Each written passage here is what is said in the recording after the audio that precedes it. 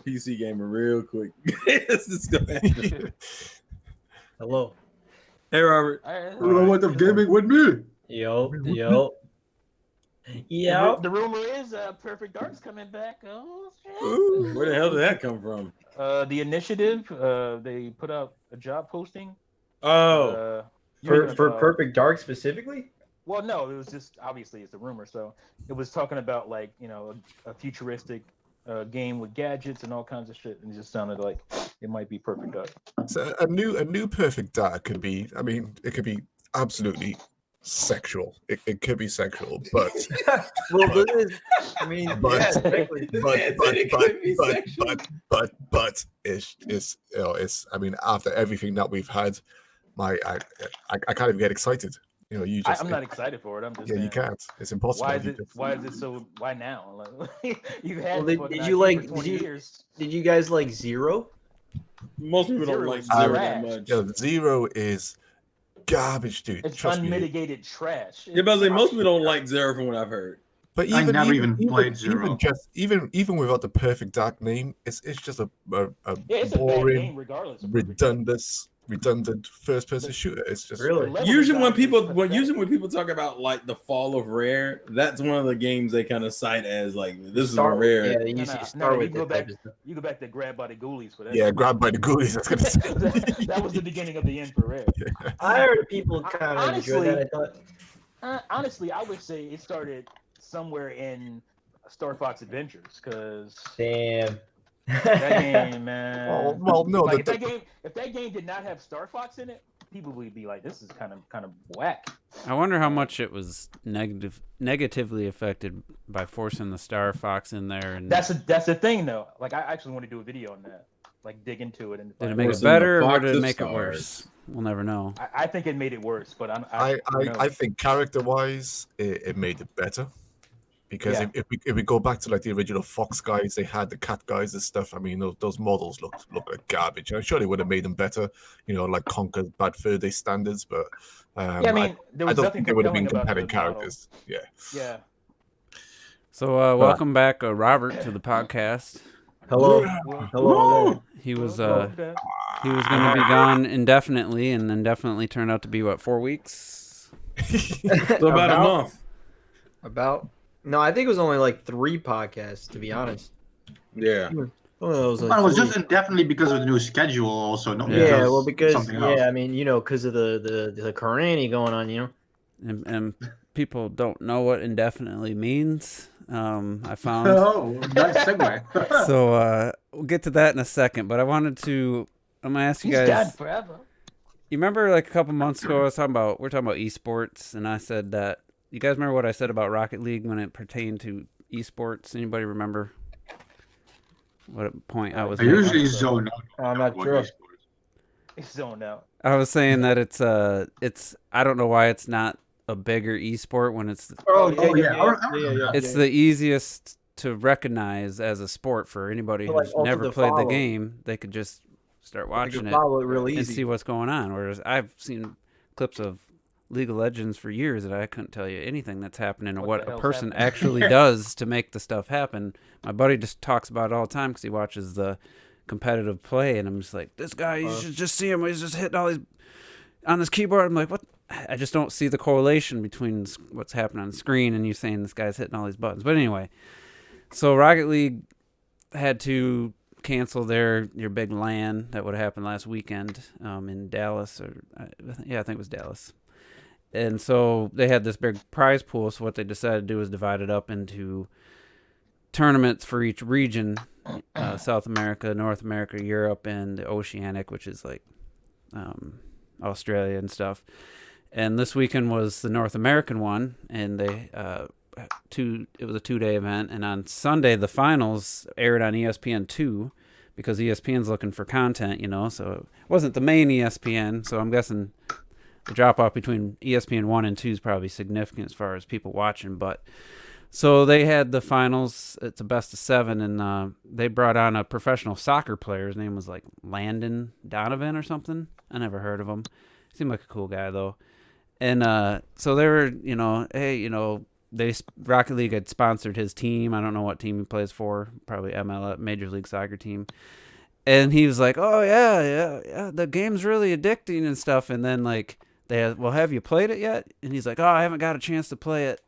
And then he's like, "What?" And they're like, "All right, well, this would be interesting." They're just gonna have him on. I think they're just trying to have some more like soccer fans try to watch Rocket League. Like maybe they think soccer fans would find it more appealing. I think it's more of hockey than soccer myself. But anyway, the point of the story is, he said he'd become aware of it like a month and a half ago, but then the match starts, and he's like, "What's that turbo gauge? How do they replenish?" Like, he didn't even know how the boost was replenished, so obviously he hadn't played it.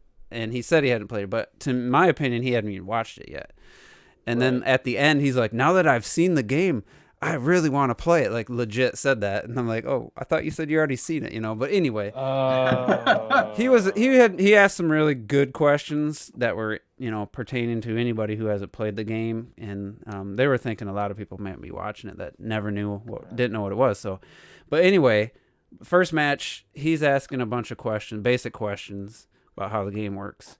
Like, what happens when it ends, the timer runs out, and it's a tie or whatever, and he didn't know about overtime. And then the second game, he's like, already noticing strategies and plays. Like, he's like, "Oh, are they pinning the defense in their zone, so they keeping the ball in their zone to pin the defense?" So, and they're like, yeah, that's definitely a strategy. And so he's already picking up on the game.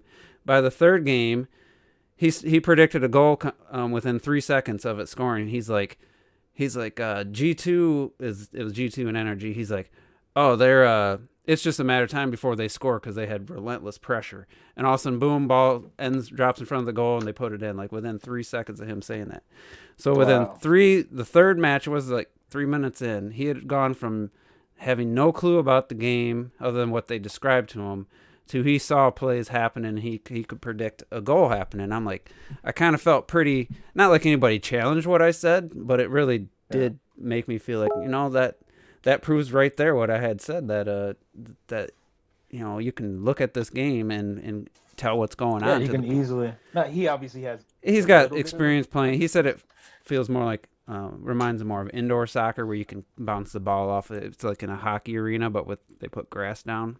And you can bounce the ball off the glass and stuff to pass to yourself, but it was just kind of cool to see this guy who's not familiar with it at all and just pick up on it that quickly. I'll just tell you, Rocket League is a game that I should not be anything competent like as far as playing it, because it's not really it's never been my type of game. Mm-hmm. But I picked it up pretty quickly. I still struggle with aerials and whatnot, but I'm still very confident and.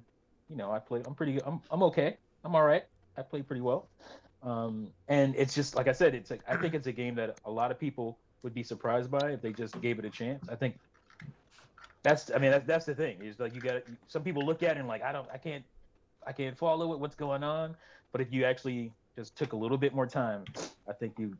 There's not a lot of rules or anything to figure out, like football or something. But I'm playing the clip right now. I got the volume off, but he's like right before this goal scores, he cuts off the guy. He's like, "Oh yeah, that's it's just a matter of time before G2 scores." And then it's like he was recognizing the pass plays, the team plays. It was just kind of cool to hear somebody who hadn't. Yeah, I thought I would never be able to even just do something as simple as hit the ball in a game like that. I'm like, oh, people have been playing. They're going to be way better than me. I'm never going to be able to touch the ball. And I'm like, yeah, this is I can. Well, the interesting thing is they pointed out, and I don't know if I ever put actual conscious thought to this, is there's no button for pass. There's no button for shoot. Like in almost every quote unquote sim game, you just have a button that doesn't matter what way the character's facing, the pass is going to go.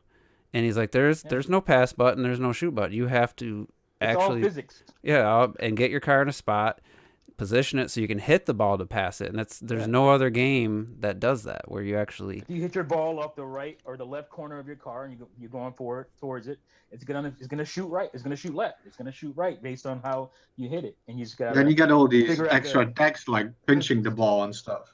Yeah, Right. it's That's like when but don't like go in trying to do that stuff early. Learn how to hit the ball first. Figure out how to hit the ball. Figure out how to pass the ball. That's just kind of learn defense first, Yeah, and that's then why you'll be able to work out the other stuff. that's why I agree with what Juice says. I think Rocket League is the perfect example of a game that's easy to pick up and hard to master. Anybody can see it, you see what it is, and all you do is like 3 versus 3, you hit the ball on the goal, the end, and then you just start playing Yeah. it, and it's so much fun that you just learn it by yourself. It's a really addictive kind of like fun that you just can Yeah. And it's It's hard to actually master because me and Juice will be playing, like, and we'll maybe sometimes we'll keep the same third guy or he'll drop in or out, and we'll win like 3-4 matches in a row. And then one guy comes in on the other team and it totally changes everything. Like they start winning, and it's just that's how and I just think simple it is and how easy it can change. the fact that it has it's not limitless, but the skill ceiling is so high, and it's like I said, you don't just press a button to do stuff. So everything that happens, a person's it was the good people, the pro players, they are positioning their car, whether it's in the air or on the ground, to set up a pass.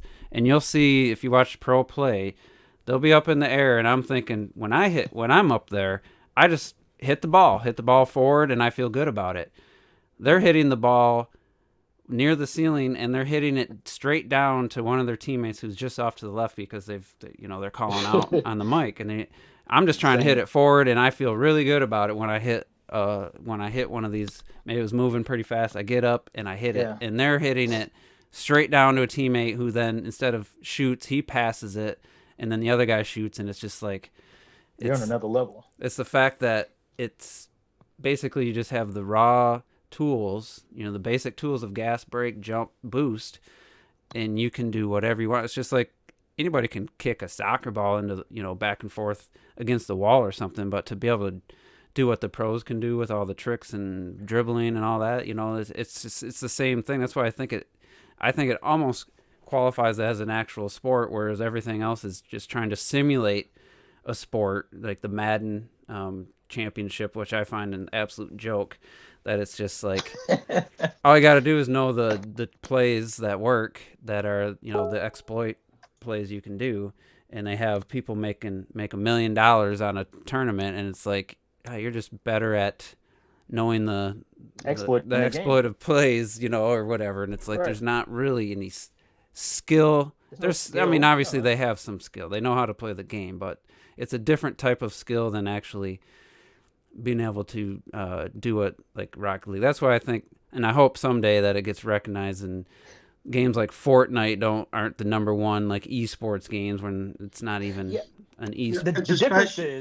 The difference is just real quick, in something like Madden versus Rocket League, is that when you in Madden, if you threw the ball and then you had to what do you call it? Control the trajectory of that ball when it's in the air. That would be more like a Rocket League because you actually have to control the physics of it, like that. And your AI or whatever is gonna run that route because that's what it's. Yeah, you'd have to be like take control of the character, run his route, make sure you're in your body's in the right position. Exactly, that would be more. So you could jump, on the right foot to get the most height. Then that would get closer to you pick a play and everything happens automatically. I always wondered the esport thing as well, because like you said, Rocket League, you see it, you understand it, and I tried looking at League. Usually when something is popular, you try to pick it up in the sense where you at least want to know what it's about. And I tried looking at League of Legends shit a few times, and I see it, and I'm just like, after a few minutes, I'm like, I don't even care. I don't understand. Like, it makes no sense, and it's just I don't want to be bothered looking at this for so long. So when you have something like that is reasonably intricate, even though you only press random buttons in that one, and you just don't understand it's easier to get hooked on something like Rocket League, so it makes no sense that is something you don't see out there. And I really hope that they go free to play with it, just to get more people to try it, and maybe prolong its popular, or it's not that popular. I looked on the Twitch stream, and it was like, I don't know, between 45 and 60,000 people. I mean, it's a long day. of watching. So it's like if you don't have a favorite team, That's a lot. That's a lot of people. Yeah, man. yeah. But I Yeah. mean, when you When look did it at come the out? hundreds of thousands to 15? millions that watch professional fucking Fortnite or some trash, and they're in an 80,000 seat stadium, it's just like it doesn't.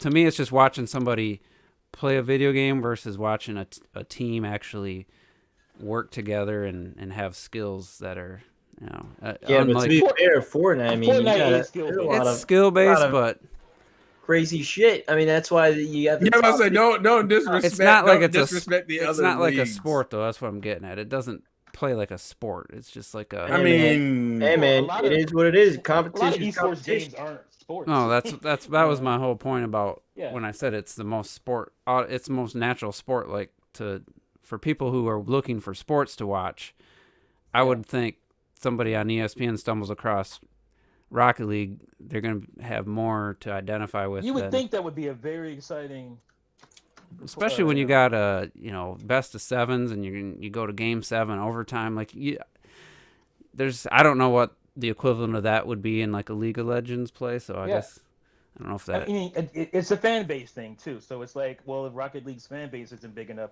for us to care about this, are we going to get non-rock?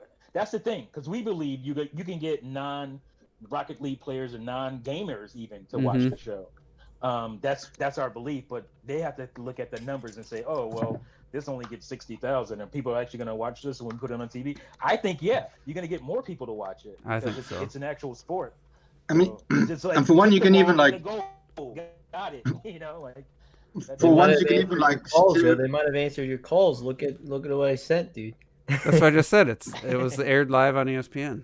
No, but there's new. But for once, you can even like. Yesterday was the 26th. No, it's yesterday. Yesterday. God damn it. It is yesterday. But they probably do it for the European finals that happen next weekend. Poor Retro. Sorry, Retro. That's okay. I was just gonna say, like, for once, you can even stereotype.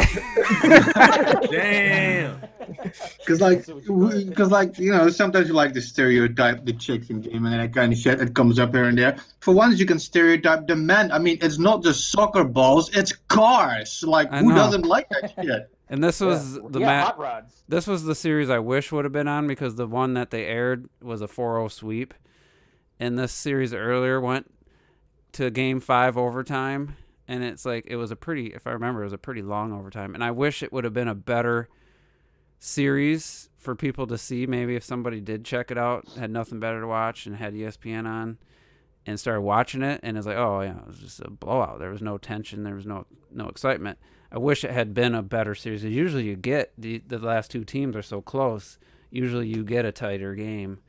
And it's just unfortunate that it was just a sweep, and it was definitely less exciting. But this one against Rogue and Space Station earlier was just, I mean, there was so many close shots, so many saves on the goal. It was just amazing, and I just wish that had been the match. But anyway, I just thought it was cool to see somebody, whether I didn't know that pro player, but to see him in the matter of 3 games, start recognize what was happening and be able to predict a goal was happening. I thought that was pretty cool. So the other thing I want to talk about, which we'll get into before we talk about The Last of Us new release date, I got to play a clip with the audio on, because I made a Juice Opinions on April 4th. Time to stroke ourselves. Yep. He likes the way it feels. Leave him alone. It's got a point to it, though. It's not just about. But it is part. I was correct on it. So everybody, be quiet for the audience that hasn't heard this. Oh shit. Because it's obviously my voice is gonna be talking from the video. So let me play this real. It's only like 10 seconds. To shut down again. Like, there's too many unknowns. And definitely just means an undetermined amount. It could be a month delay. It could be 2 weeks. A month from now, they could be like, "All right, new release date, June 15th." All right, so that was me 3 weeks ago. It's basically a point. I was discussing The Last of Us Part 2 because a lot of people were either upset if they're looking forward to the game, or the Sony haters were that gave them some ammunition. And a lot of people took the term indefinitely, as in nice ceiling, T. Yeah, T, what the hell was that? They took the term word no indefinitely, and I could tell a lot of people. Camera. A lot of people thought that meant like a long time, like a long stretch of time. Some people thought it meant canceled for PS4, moved to PS5. And I'm like, I don't know why. I knew the definition of indefinitely. I think it's because I watch a lot of football and a lot of the injuries. Some of the injuries are, they're out indefinitely. And I just knew that meant they don't know. They don't want to give it a timetable, like a week, 2 weeks, because they really don't know. It could be 2 days, it could be 2 months. They don't know. So I was just saying how indefinitely just doesn't mean a length of time. It just means an undetermined amount of time, and the fact is they probably just don't want to put out a release date and then maybe have to change it until they get more info.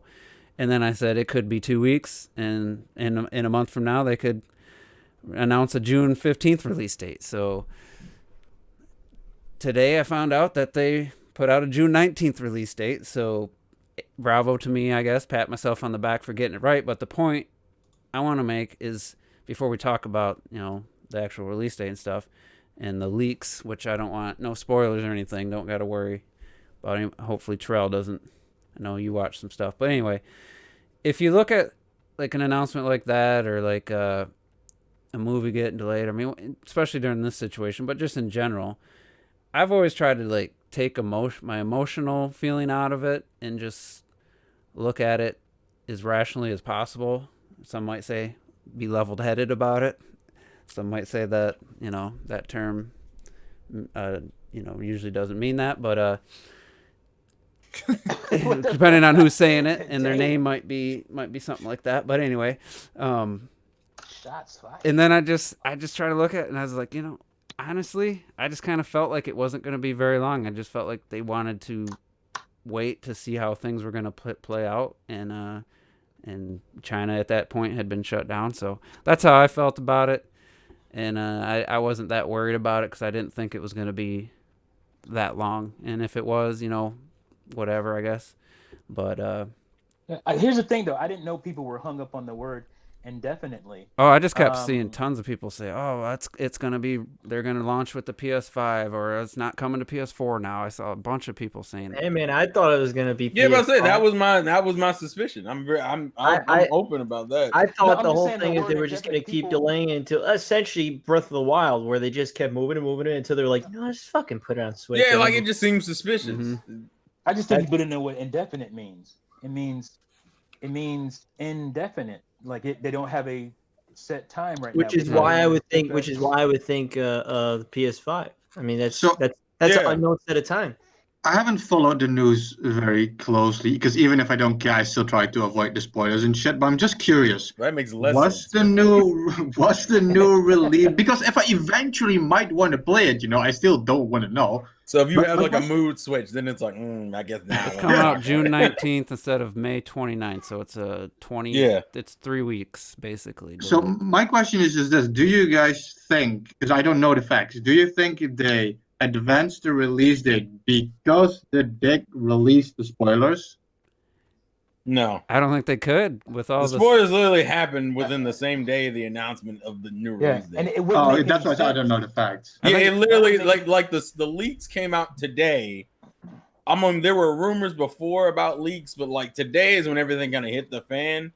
And today was also when they announced the release date. So I think they may have pushed up the announcement of the new release date, maybe because of the leak. But there's no way they're. I don't think they did it. I don't think they knew, especially because you can still find the footage of it right now, and it hasn't been taken down yet. I think literally that whoever the disgruntled employee who posted those leaks, they did that intentionally. Like they knew that they were going to announce it soon and say, well, you know what, I'm gonna undercut the shit out of them by being like, oh, the game comes out next month. Hi, well, here's your game. Everything that happens in it. Yeah. So I think it's the other way around. I think the leaker intentionally did undercut them on the same day. That's a good point.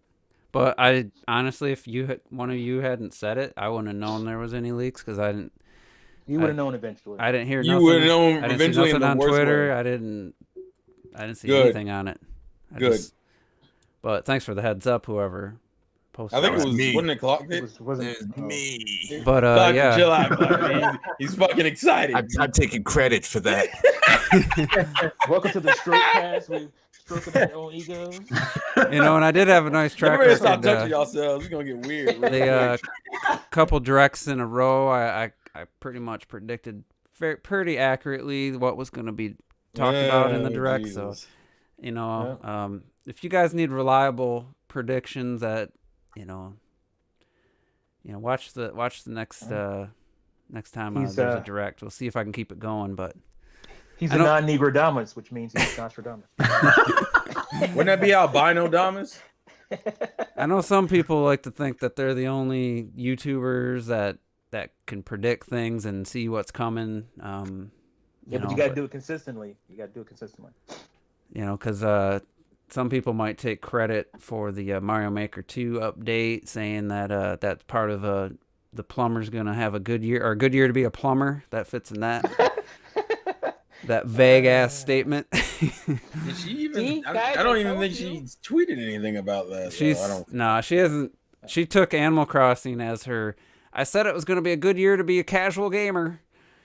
Like, really? Yeah. Wow. Oh, did she?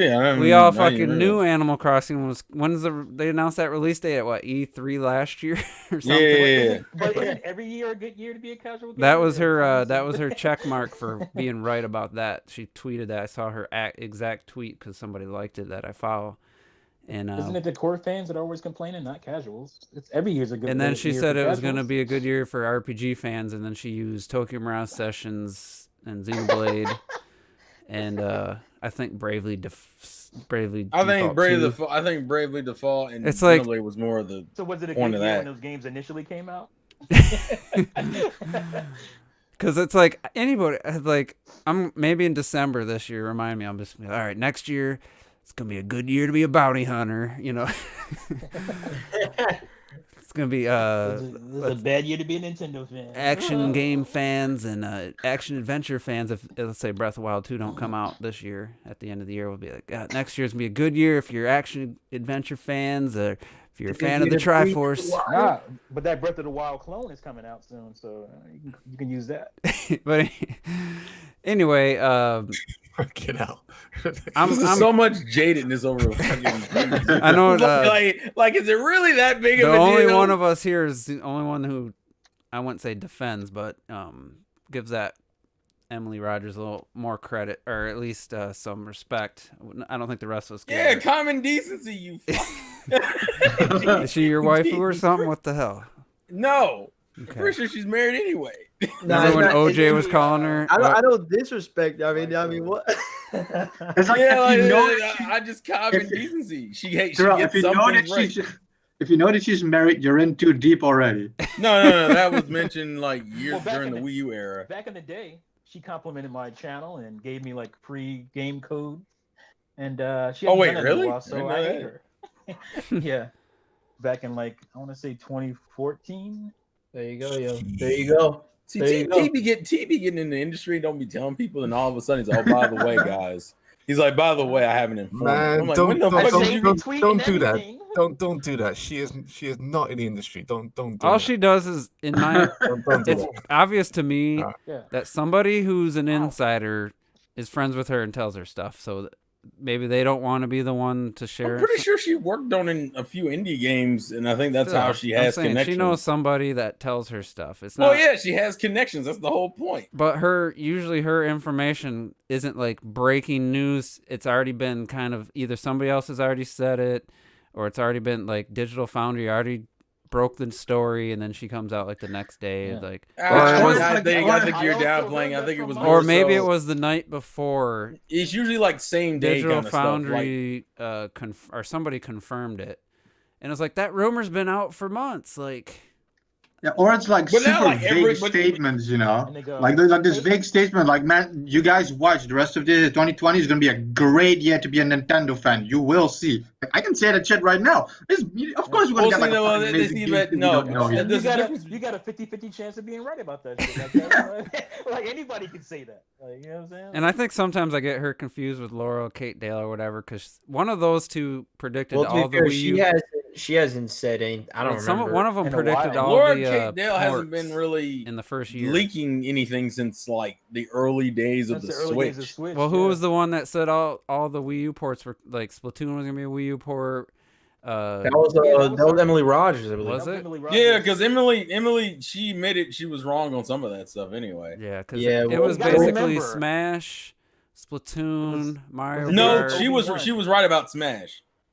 What? No, she wasn't. Well, later No, on. because the way she phrased it is that No, I remember it's saying more port. it's a port, but it's more Enhanced it's port. like more than a port. Yeah, but Yeah. But it's that means it's wrong. It's a sequel, my guy. It's like zero port though. It's not not. a port at Yeah. all. She's less wrong. If but Smash still was wrong. a port, then what the fuck is Xenoblade? Yeah, no, like you can't give her half points either, though. Come on. Either way. Like my guy, it's either you got it or you didn't, and she didn't get those. That was it. Either way, how's your guys' stay-at-home haircuts doing these days? How's your hairdos? I just got my mom cut cut my hair mine, a little bit smaller, and I was very happy. It came out really good. I'm starting to look like Carlos from Resident Evil 3, the new one. I just look more like a god every day.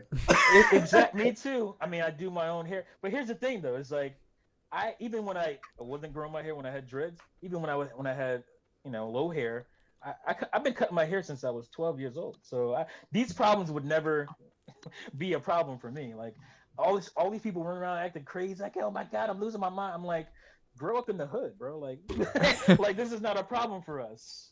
Like so. But I don't have it's equipment to different. do like fades. You know what I'm saying? I can't.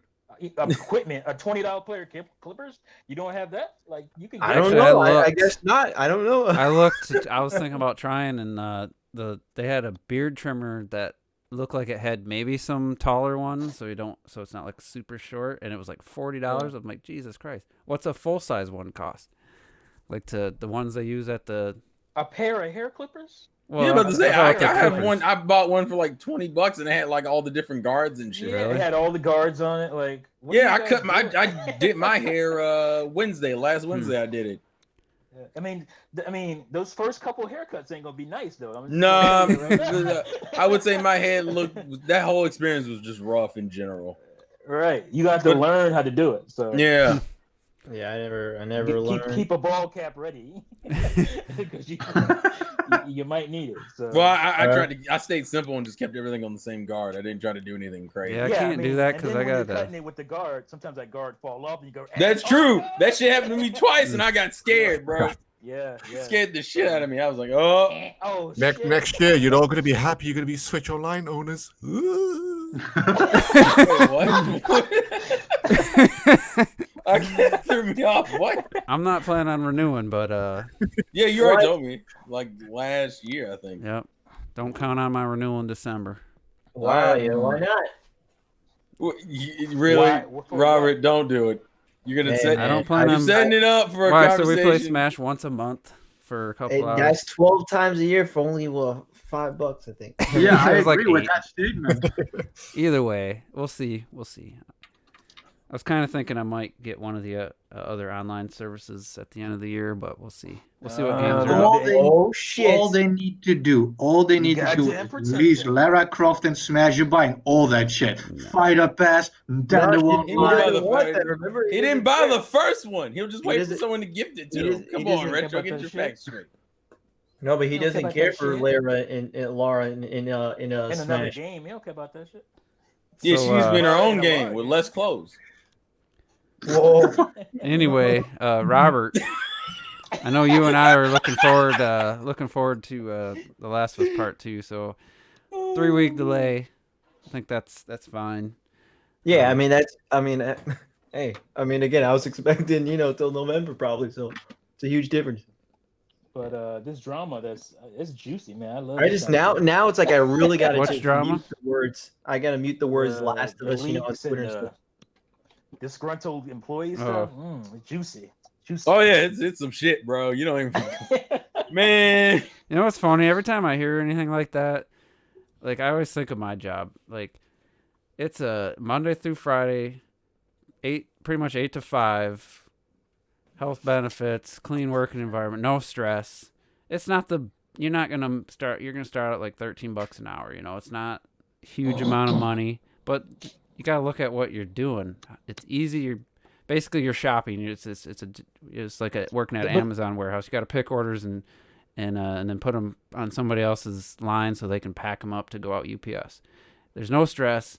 It's easy, and you should hear some of these people that have come through complaining about the job and how much they hate it, and I'm like, what the fuck? What do you? But you gotta understand, man.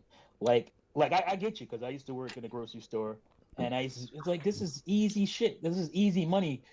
It's like that for a lot of people, but for some people, it's monotonous grunt work, and people will complain about that stuff.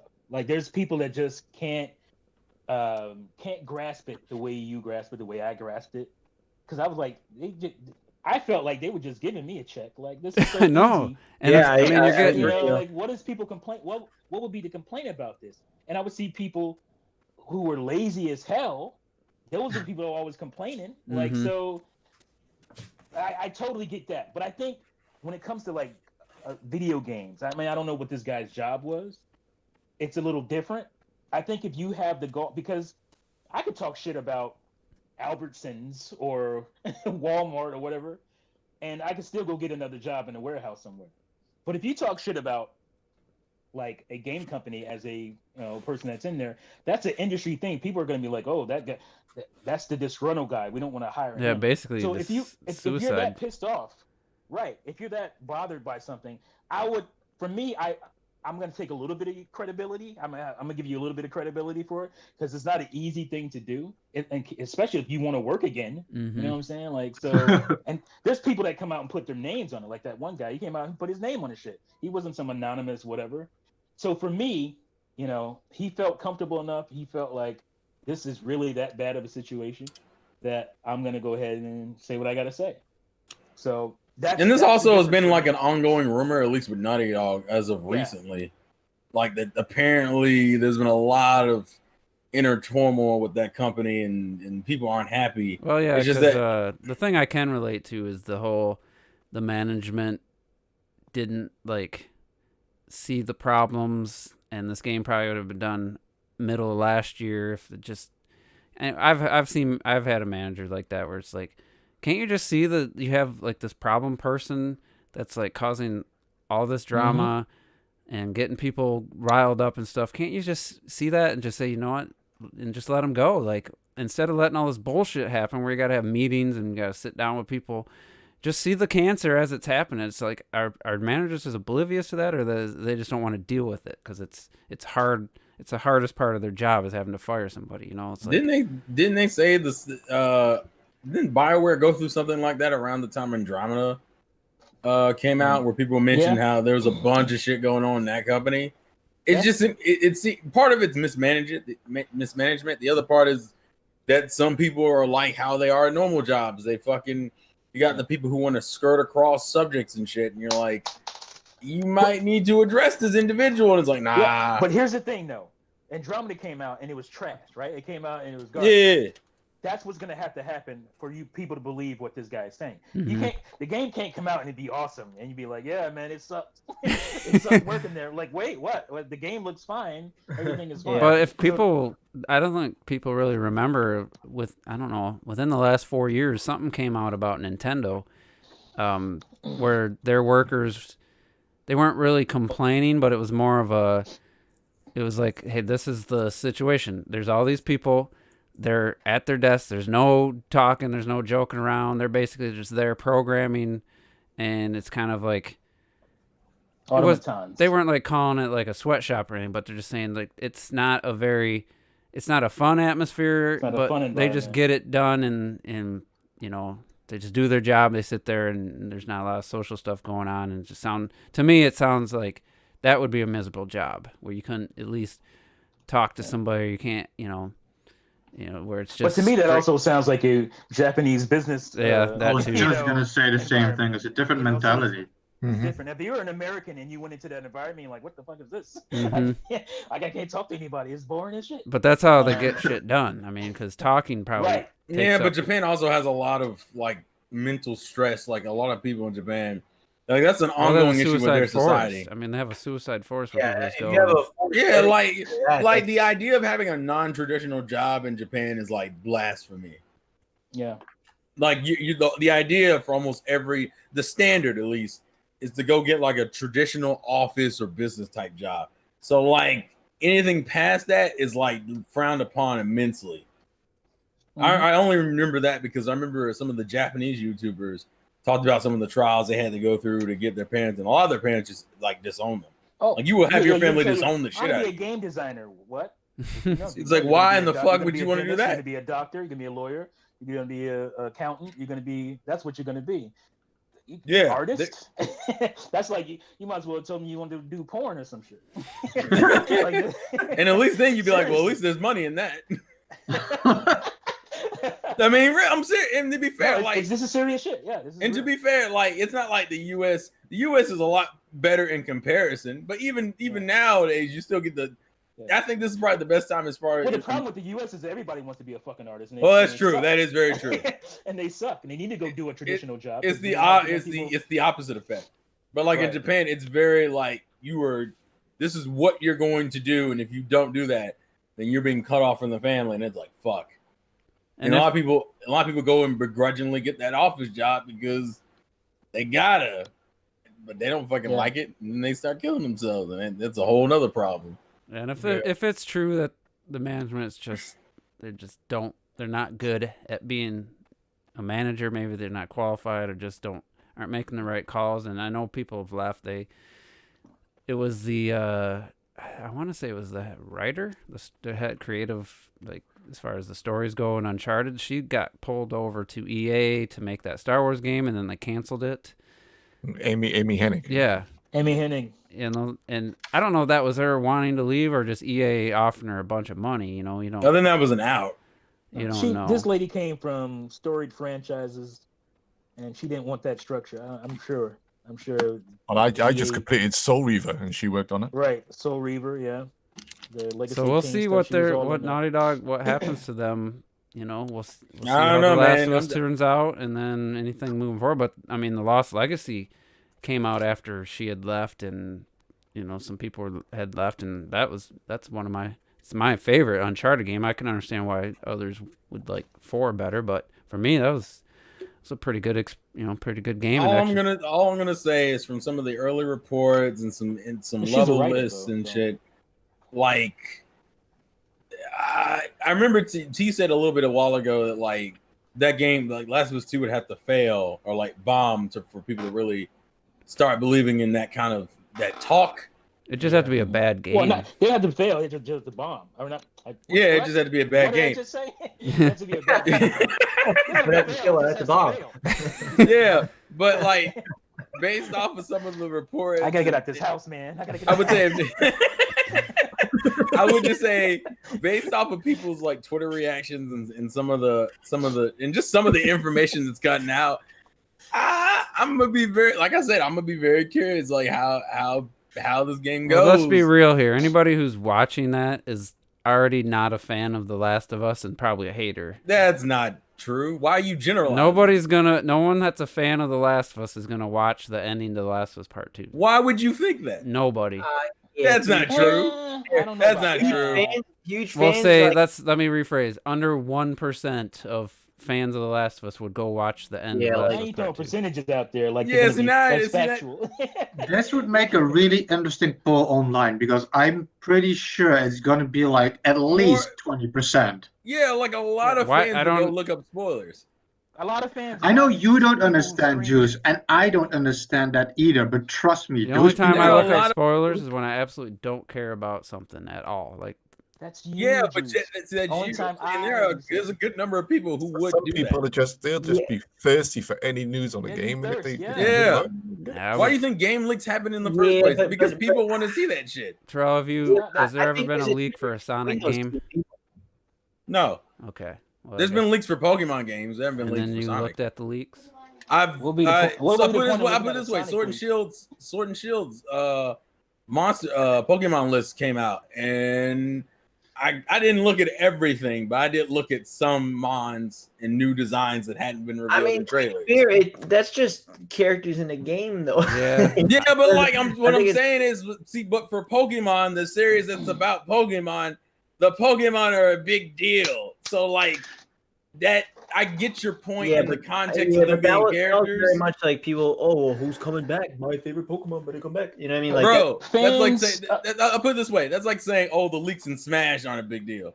Yeah, they are, because it's about the characters. Yeah, but they're new characters that are coming in. No, because there were leaks about some of the old ones returning, the DLC ones too. But the point is that Smash is about the characters. Pokemon is literally about the Pokemon. Like that's... So that is a big deal in the context of that game. Oh, it's a huge deal. Yeah. So I'm saying, like, I know you don't get it, Juice, but like realistically, I know a lot of people. You're also the guy who unwrapped his presents before Christmas too. So that's yeah, but that proves my point. That proves my point. Maybe that's the if you peeked at your presents beforehand, you're gonna look at leaks. If you're the type of person who didn't, you're probably not saying looking that. at Saying that I did that. I'm sure we went over this point. before. My point is that people who love that shit will still do it. They don't, because your argument was that if they did it, they're a hater and they don't like the game. Not true. Not true at all. I've done it and I've regretted it, but I've done it because I was just like, oh, I'm kind of curious. What game? Mostly movies. That's not true.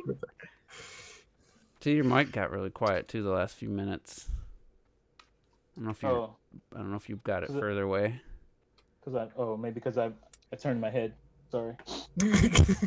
I keep thinking it because I have headphones on. Yeah, so now it's louder. Yeah, you're good. I mean, you know me, like I'll look at leaks for like Nintendo Directs and stuff. Like if it, you know, because to me it's like, I mean, it's games. You're still getting the surprise, I guess. I don't. You play.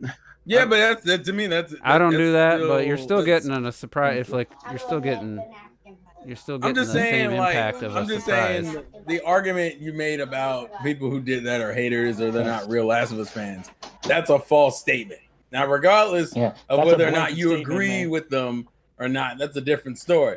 But you can't just out here and throw out a blanket statement like, "Oh, they're not fans of the franchise." The only people who would look up spoilers, half of the people who look up spoilers are fans of the franchise. So the fun thing about the leaks and all that stuff is there's only like one franchise I've ever always looked up leaks for, because I try to avoid spoilers and all that shit, and because we mentioned it, I just think it's fun talking about it.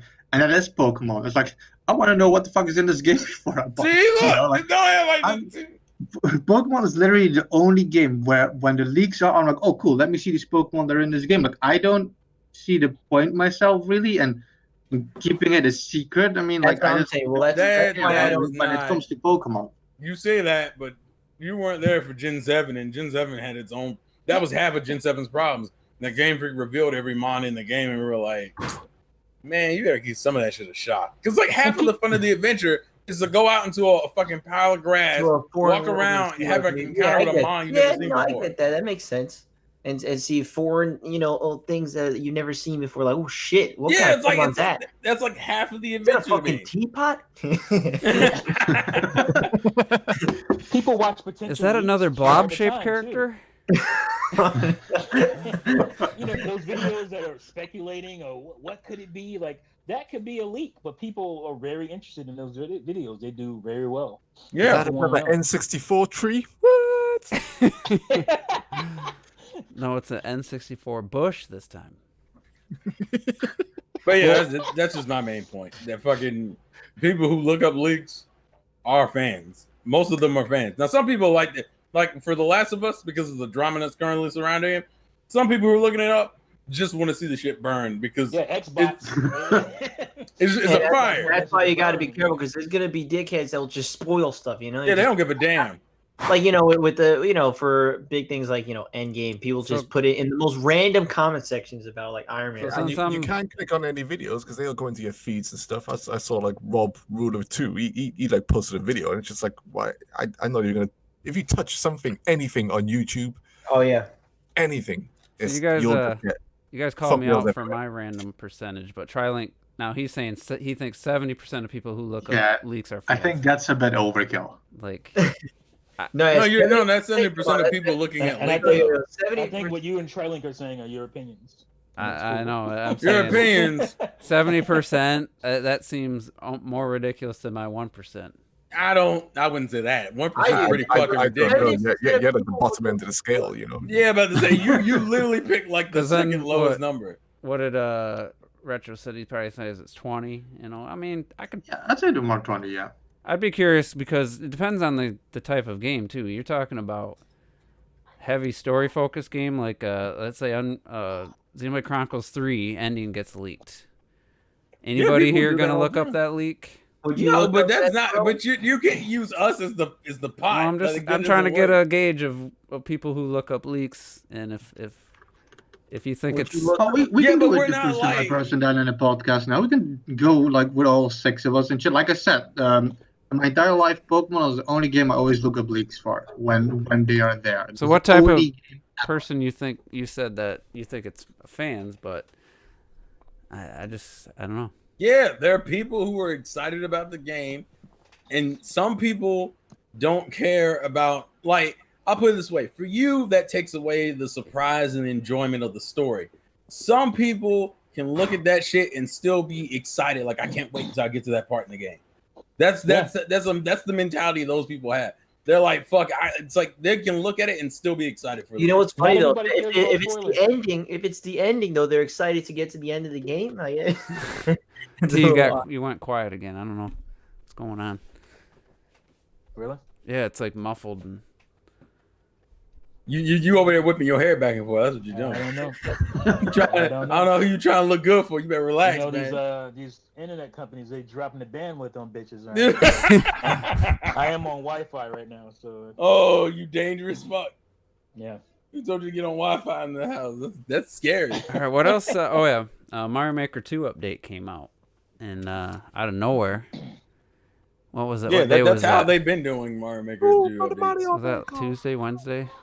That was Yeah, it came out Tuesday. Tuesday. Yeah. Yeah. So I pretty much had written off any more updates coming to the game. The last one we got was that added the Link, the Master Sword, and all the abilities of Link and the music just to the original Mario Brothers, and it was really cool. But I felt like I like spent like a half hour making a level. Then I watched the Dragon Feeny stream, and she had some dude had this, just, I don't know, guy or girl, whoever it was, made this level so intricate where you had to do backtracking because this pipe was blocked, and you had to go find the switch to hit the on off, and then that led to somewhere. It was just so incredible that I just gave up on it. But I feel like I wasn't the only one. I feel like that was a pretty cool update that was just quickly brushed, aside, I guess. I don't remember hearing anybody talk about it within a week after it came out. And it also added the multiplayer friends thing that didn't work for shit. So I think that might have put a damper on it. But then this one comes out, and it's a really cool update. I mean, there's a lot of cool stuff, and it just feels like, and we have Clocked It made a video, and T had a stream, he mentioned it, and Terrell didn't have much to say, but it just, I'm not saying this for better or worse. I just feel like people have moved on from the game, and I think it's unfortunate as hell. And I think the discussion to have is just, could they have kept the momentum up by doing more frequent, smaller updates rather than waiting to have one big finale update? Obviously, there's no way to prove it or anything. It's just going to be gut feelings, but so my stance was, I feel like they should have just, hey, we got these cool new things for 3D World, here you go, so people could have a reason to play 3D World, and then maybe next time, hey, there's all the Iggy and Wendy and all the Koopalings to add to. I don't know if they work in 3D World or just one through Super Mario World, but I just think I know they work through everything up until New Super Mario Brothers, at least. And I'm pretty sure it works in New Super Mario Brothers, but I just felt like they could have kept the momentum going maybe a little bit better by letting people know there was going to be more updates and maybe having smaller one more frequent. And that was just kind of my take. I know Robert I hadn't heard your thoughts on it, or Retro Death. So one of you guys want to give your thoughts on first the update. What do you think of it, and do you think the timing maybe wasn't the best? Well, I mean, for me, at least, timing wasn't the best in terms of me with the Animal Crossing for me personally. That I can't quite get away from Animal Crossing to go and make levels right now. But then in the end of the day, to me, it's like I still stream the game pretty frequently, and I still play it like again multiple times a month. Like to me, it still doesn't matter. Like it's gonna be great to see what people do with this update, and I can't wait to actually dive into it and actually make something myself. Even I feel like Juice had to say some shit. I don't know, but and I mean, for me, it's fine. I get why people may think, oh, it's too late, but I don't know. We have nothing to prove that Nintendo doesn't have like a user base number for these multiplayer games, so we don't really quite know what they are looking like and like the active user base for a Super Mario Maker 2. I mean, it's tough because I feel like whenever I stream, I always get new people that come in to send in a level. So I'm always like, all right, okay, it's still doing good. And I always think that every time I start it up, I'm like, well, we'll see if new people come. And there's always some new people. So there's obviously people coming into, making their own levels and still sharing it over YouTube. I don't know if that means it's still a super active base or it's just a very, small base. I don't know. I have no clue. And to me, I think it's not late. I don't think it ever will be late, but I just think it's a great update too. All right, what's your take, Retro? So for me, I feel Super Mario Maker is kind of a game that I consider differently than how you see it. I think it's not like a Zelda game or some shit, where you start playing it, you're in there for like a few months, like really intensely. Super Mario Maker, even on the Wii U, it's a game I continuously pick up. Every now and then, I start playing it again. I put it away. I never stop playing it. So when it comes to updates, it's never too late or too early for me. When it comes to how they did the update, because I don't care as much, considering how big these updates are, this is what I was kind of expecting, like minor giant updates instead of a lot of really small ones. It makes more sense considering how much they have to program for each thing they're doing. This update now, for example, there's a lot of power-ups. Like all the program that probably goes into that for all the things, and everything kind of attaches to each other. So I don't mind for the big updates or some shit like that. And same goes like the popularity of the game, where a lot of people don't realize that. And this might be like a Retro Death statement, I don't know, but I think 50% at least of people who enjoy Super Mario Maker don't even fucking own a Switch or a Wii U. The popularity of Super Mario Maker is so insane, where I watch almost almost every stream that Ryucar is like. You have like your Dragon Phoenix, I have Ryucar. I just love his shit. Like 2 years ago, he got me through some really terrible times and shit. So I'm addicted to his shit. I watch every stream still, and every single stream, there's still people saying, "Yo, Ryucar, I don't own a Switch. I don't play Mario Maker. I just love watching you play and shit." Or some people say like, I just even yesterday he streamed again. Sunday he was like, several people. Yeah, I bought a Switch and Super Mario Maker in the last few days, so I can finally play and make levels. Like Super Mario Maker reaches beyond that. Is Now it about keep it intense, Mario or it's Maker, going or to is it lose about popularity. Yeah, I get that, but is it about Mario Maker or is it about the guy? Mario Maker, yeah. but is No, he I'm just saying- that No, I think it's entertaining? about the guy. 'Cause I think it's about the person what's his name? Ryucar? Ryuko, yeah, no, Ryuko. but it's not just that. Like I said, there's people who they pick it up because of him. Because Ryucar And I kind of and they like him. Yeah, it's because of the That's guy, why. not the game. Yeah, but that's still another purchase. The for one Mario that Maker, too. I was watching, I don't know how that matters. Yeah. the Dragon Phoenix, she had to start playing other games, and she was a Mario Maker 1. Like, I'm sure she played other games, but I was looking back at her feed, and it's like I didn't see a whole lot else, but for whatever whether it was I don't know if she was bored of it or her views went down or whatever, but she started playing other games before this update came out. So it was lots of Animal Crossing. Here's the thing. Lots of Final I Fantasy. think we're getting crossed up as far as what is it too late for? Is it too late for you, the person who has Mario Maker 2? No, like of course not. It's a new thing to a free new thing for your game that you can mess around in. It's not.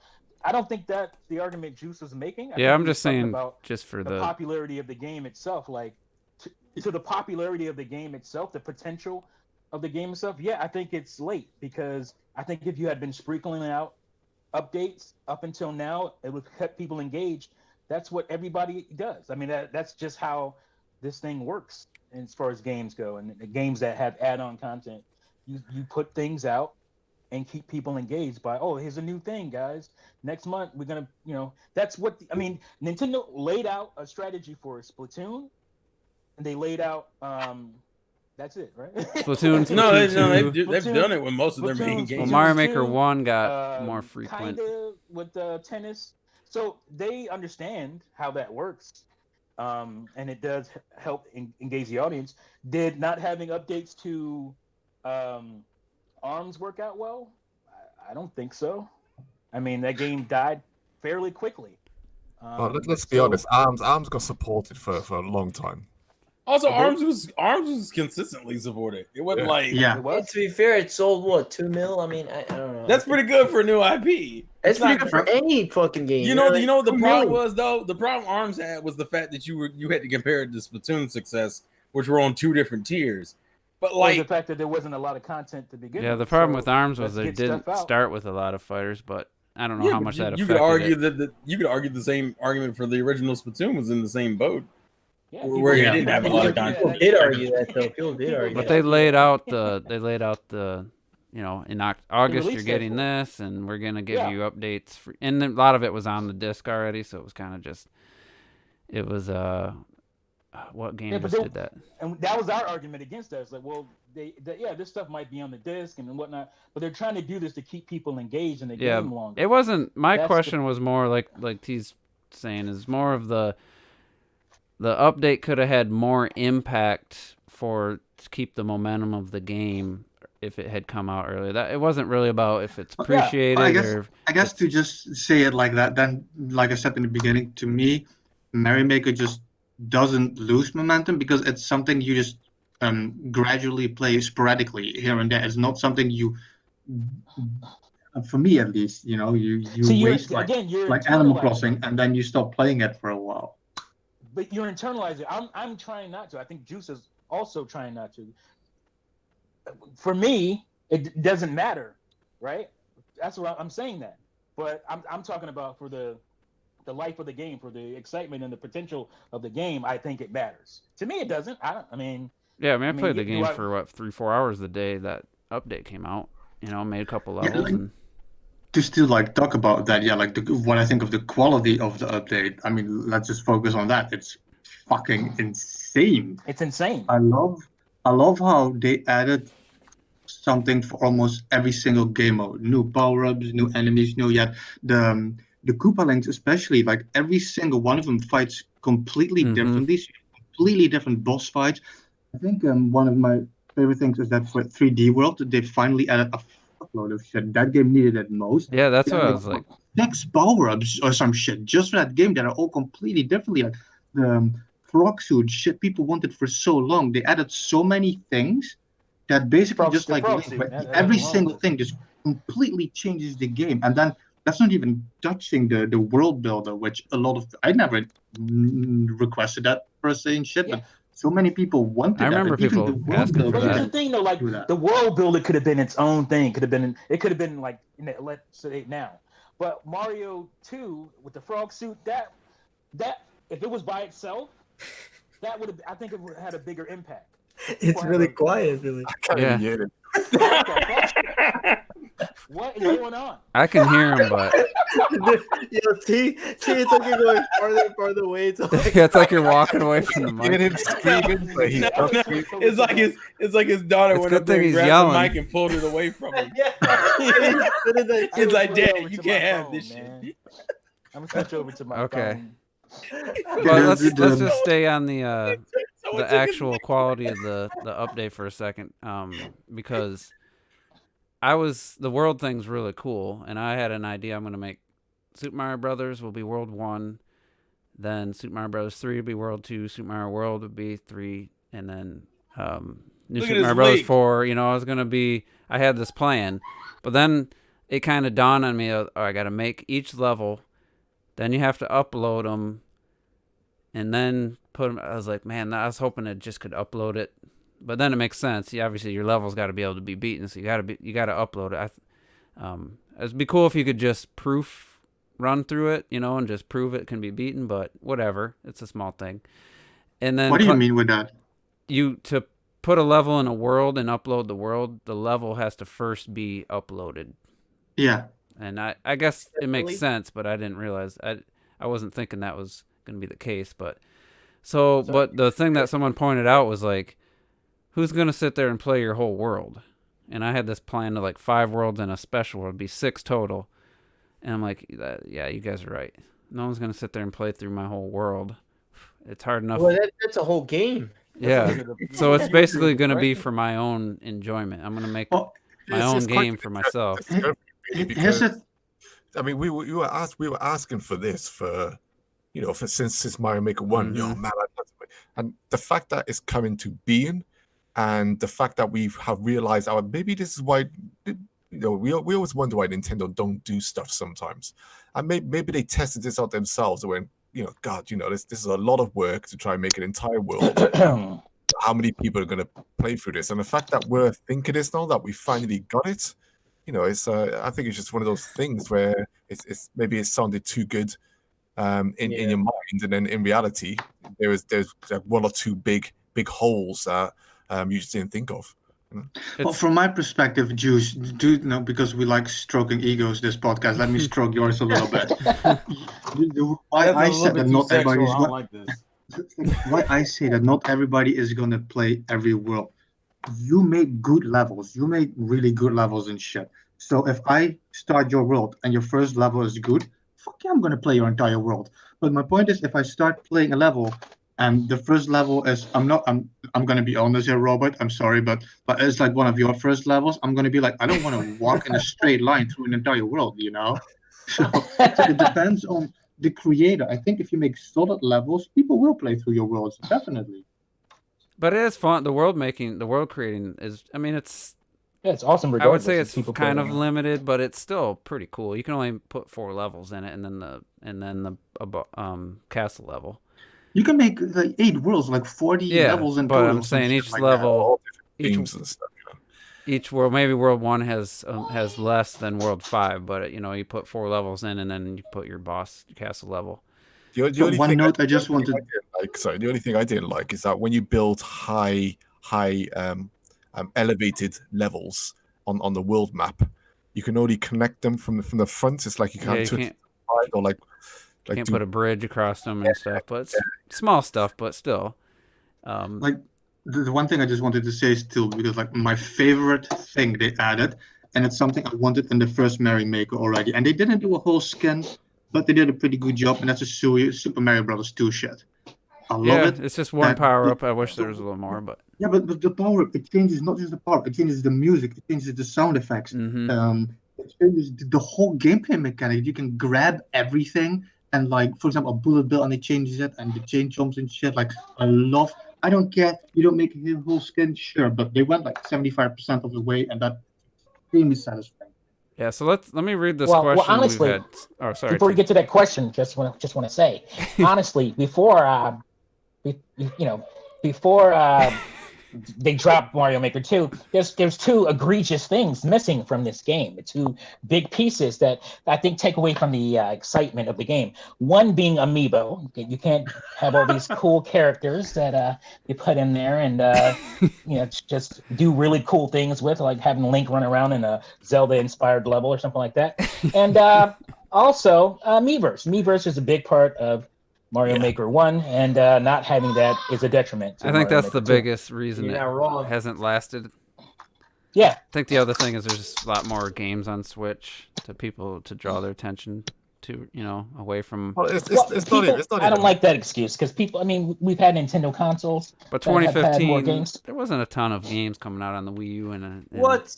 The 2015. but we've had popular games. greatest. Is the popularity of Switch taken away from Animal Crossing's excitement and sales? I don't think so. I think it might be adding to it. So I don't like that excuse. You might be right. But yeah, it's just the nature of the game. Not everybody wants to make levels, and then the people who I know one person in particular was like, "Yeah, I'm not going to make levels, and I don't feel like the user levels are good enough for me to go out and spend $60 to play their levels." So Yeah. it's a bit of a different game to try to. I think I think part of it is that this is the only modern Nintendo game that has this weird disjointed update schedule. Like almost every other, like Splatoon, ARMS, Xenoblade, I think all of them had, even Mario Tennis and Kirby, all had like Super Paper Mario. Oh wait, it hasn't had any release schedule for relax. But like those other games I mentioned, they all had pretty consistent update schedules. Like you would get something like every 1 or 2 months or some shit. Whereas like realistically, we got one update, I think, towards the end of last year, and then we got this one in fucking April, towards the end of April. This has probably been the more disjointed of any of Nintendo's updates for their. Who the hell's playing with pots? Sorry. Somebody working in the kitchen? Yeah, the No, fuck it's is my that? garbage. It got Someone's beating 3 the shit out of their updates, pants. I think. But I mean, what would you the first one was in August, and then the other one was in like.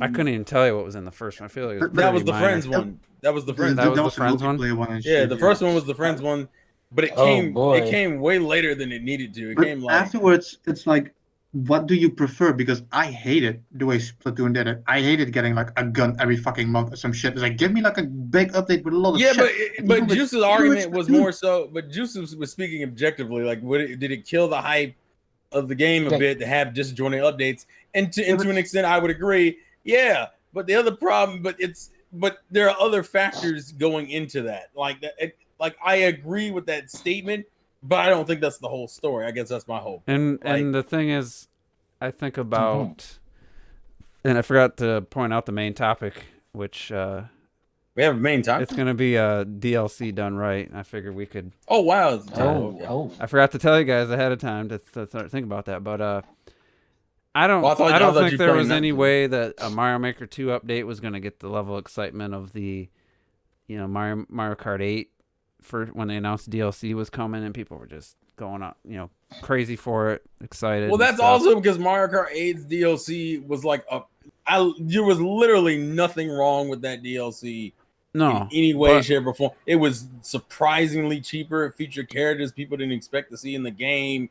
Had like that shit was just motherfuckers made hype videos off of the DLC. Yeah, we'll get to that later. Yeah, we'll get to that later. But my point is, I don't think there was anything Mario Maker 2 they could do to get that level. But I feel like this update is worthy of that level of excitement because of how good it is. And I kind of wish, I guess I just wish it was more people were more excited about it. And that's why I think I don't know, I feel it's the timing more than anything. Well, also you got to remember the day right after was an update for Animal Crossing New Horizons. Yeah, I don't think that made that much. I think that mattered a lot. I agree with Robert. The Animal Crossing thing is really bad timing. No, the problem was just releasing it. Was talking about an update for Mario Maker during the Animal Crossing like hype quarantine. Yeah, but exactly. Then the very next day you talk more about Animal Crossing. You know what I'm saying? Because here's the thing. Go ahead. Oh, I was just gonna say the thing is like. I'm surprised he got the floor. I think Mario. Damn, what are we talking about? I think Mario Maker should be, maybe not as big as Animal Crossing is. Don't tell me it's happening again. No. Breaking up a little I think bit, you're lagging. Oh, okay. Oh, really? A little bit of robot voice, but minor. It was not major. It should be, because what do people do when they get a creation tool game on another console, another platform? They make goddamn Mario levels. Everybody does that. So that's why I feel like this game should have been bigger, and things like this is what, potentially have taken away from how expansive it could have gotten. How big the Yeah, audience. But I will admit, I would I'm argue. surprised. Oh, you go. Well, okay. I was gonna say my only argument is that it could be a situation of it's another situation. I think it was either T or Juice who said it about people don't know what they want. Like it could have been a situation where people want this, but realistically, like half the people who wanted the maker really just wanted to play a bunch of like unique levels that you wouldn't find in a normal Mario game. That's what they really wanted. And then they realized that a bunch of people don't know how to make fucking levels. So then it became kind of like a crapshoot. And like, I think, because hell, that's the reason why I didn't get 2. I didn't get Mario Maker 2, and I bought the first game because I knew I wasn't going to do much with it. I didn't do that much with the first game. Like, I think it being a sequel and it not being like the first game hit hard because it was like, oh shit, they're letting us do this. The second game, it was just kind of like, well, here's more of it. More. Yeah, but I'm surprised. I'm just surprised that it didn't sell more because we're on the Switch. Did you guys hear that Super Mario Maker 2 they just surpassed 10 million courses uploaded? Oh. And, wait, is that like a legit statement? As of September, it was still nice. It was just under 4 million. 10 million courses. Yeah. Well, we should be getting them pretty soon here. We should be getting the numbers for March. I thought it was over 5. No, we already got the numbers for March. Because that was when all the Animal Crossing records were mentioned. Yeah, it was over 5. I don't remember hearing numbers for March. Yeah. Oh, I'll pull it up. The fiscal report usually happens a month after the end of the fiscal year. Wait, Juice. Are you talking about MPD or are you talking about? I'm talking about Nintendo's fiscal for the end of the year. For their fiscal year is going to be out. Nintendo hasn't posted anything, but the MPD came out, and that's when we found out about all Animal Crossing records. Yeah, Animal Crossing is North America. I'm talking. So, like T was saying, this should be a bigger selling game, but at the same time, there's also a lot of people that don't want to make a level. But I guess since the original sold 4 million on the Switch, you'd think at least Mario Maker 2 would be double. To be honest, would be double. So we'll see what the numbers. I'm thinking it's probably going to be more like 5, 6 total. Globally. I think it's probably close to 6. It says it's at 5 million on VG Church right now. Yeah, I could have sworn I saw like official numbers it being over 5 million. Which again, but 5 million, I still would have suspected more, to be honest. And it's still, it's still gonna sell, but I think. Yeah, but like it's such a weird thing because Mario Maker is one of those games that had high potential to be like an evergreen title in the sense of like reaching everybody. But it also, in some ways, is niche because of the kind of game it is. Like, so let me ask Dave. Who was that told that story recently about being in the store and trying to get them to? I think maybe it was Rob, Ruler 2. He said, I think that was him. He was talking about like your Spawn buddies. He was talking about suggesting like a game because some lady that came in with wanting to get a Mario game for her son or whatever. And he was like explaining, "Oh, Mario Maker 2 is great, blah blah blah." It's like, "Oh, but you have to make the levels." And she ended up buying like New Super Mario U and shit. Yeah, that's because that New Super Mario Brothers U sold way more. Right. So I think because people rather. I mean, let's be real, and I think some people here have said it. Like, I'd rather play levels from Nintendo because. But he was trying to explain to her that the game came with tons of levels from Nintendo, and then you can also. But Mario Maker isn't marketed. But the problem is Mario Maker isn't marketed like that. Right. But he told her that, and she still said, "Nah, I'm gonna do this old shit." Yeah. So let me ask Dave 97's question. We've already kind of touched on it, but do you think Mario Maker 2 underperformed for Nintendo? The final update was only the second update in terms of new content. We never got that other game style next to 3D World, which that was just an assumption that was coming. Yeah, we never knew that was ever. And he found it underwhelming. So you guys, I think like T's been saying, I kind of feel even if it sells 5 million, that it's probably underperformed what Nintendo was hoping, but still, still good sales. It's huge, but I mean, like, come on, they were. But what did Mario Maker do on Wii U? Just under 5. Right. It was just around the same thing so to me and to Nintendo, that's kind of a fail. Yeah. Yeah. I mean, obviously, it still made tons of money for them. Yeah, it's currently 1 million more than it was on Wii U. But Wii U was 4 million. Yeah, it should be 4 or 5 million more than Wii U. Exactly, it should be double. That's why it's surprising. Everything that's on Switch is so like double what they did on last gen. You know, it's crazy. You say that, but like, Token Mirage session was. Excuse me. What did you say, Robert? I don't even want to. Donkey Kong Country Tropical Freeze ain't did that, and Captain Toad ain't doing that. Yeah, most of the ports didn't it at least match the Wii U for the. Why don't you talk about ports? I'm talking about like in terms of like the sequels definitely have done. Oh, okay, really yeah, well. I think Mario Maker 2 is one of the lower sequels. My thing was that people were like, "Oh, of course they would port these things," so they didn't get a chance to sell on Wii U, and they come out and they barely do better on Switch. So it wasn't about the only one that really rocketed off is New Super Mario Brothers U Deluxe. But I guarantee you, if you had it's not that much higher than the Wii U version. No, but it's sold less than $1 million. What do you think a new 2D Mario game would have sold? That's still a lot. No. It's one of those things where, like, Robert, I would say it's crazy because that's pretty much almost all profit with really no spending. That's what I mean. But what I'm also saying is that imagine if you had a new 2D Mario, you would have had sold 20 million copies probably. Plus the other people, you know what I'm saying? Well, plus us, we would have bought that shit. What about if they release a new 2D game? Sonic. What do you guys think of? How dare you? That's my response to that.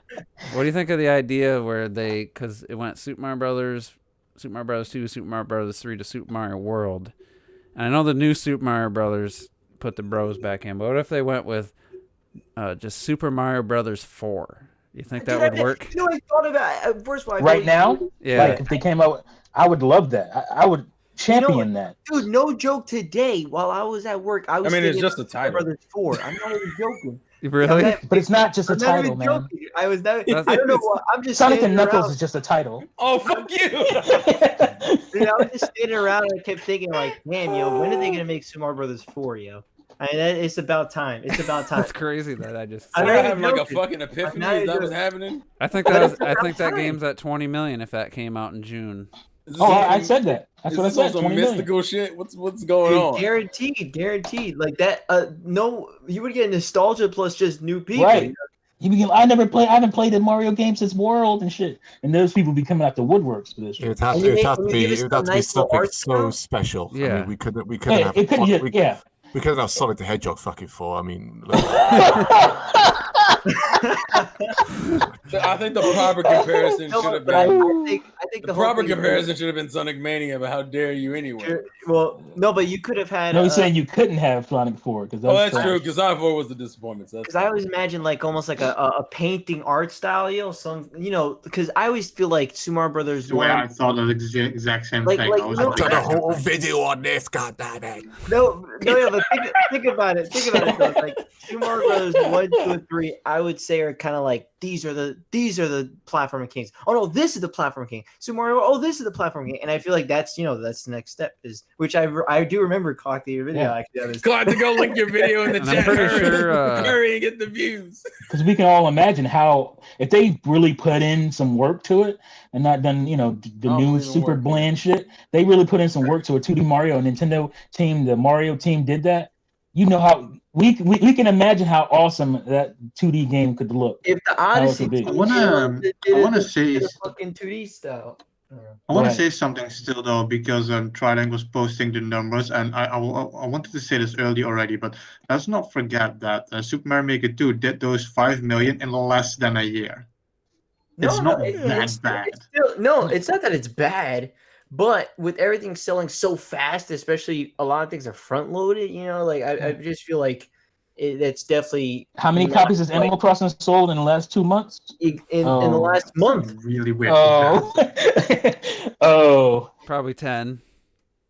Yeah, I mean it's definitely a different comparison, but I feel like every single Not really. The point is, just because it hasn't done it. It hasn't, we're talking about time frames here. The time frame isn't a detriment to that game selling. That's my point, because we see that a game can sell super fast, like in no time out of the gate. No, but you're comparing it to fucking Animal Crossing, which I always said is one of the rare actual console sellers. I'm comparing it to the first Super Mario Maker. Mario, what? I think the Mario point Maker was could have that he been thought a Mario console Maker for a while. probably should be up in that tier of hugely popular type games because of it's the popular Mario and the fact that all these creation games everybody wants to make Mario. So I mean I'm shocked. I'm not shocked, but I thought Mario Maker 2 would have done better even at the end of the day, we are talking about a game that sold 5 million copies. Yeah, I mean, but I kind of expected the 10 I to know. 12. I'm thinking, 5 million copies, man, for the a building game.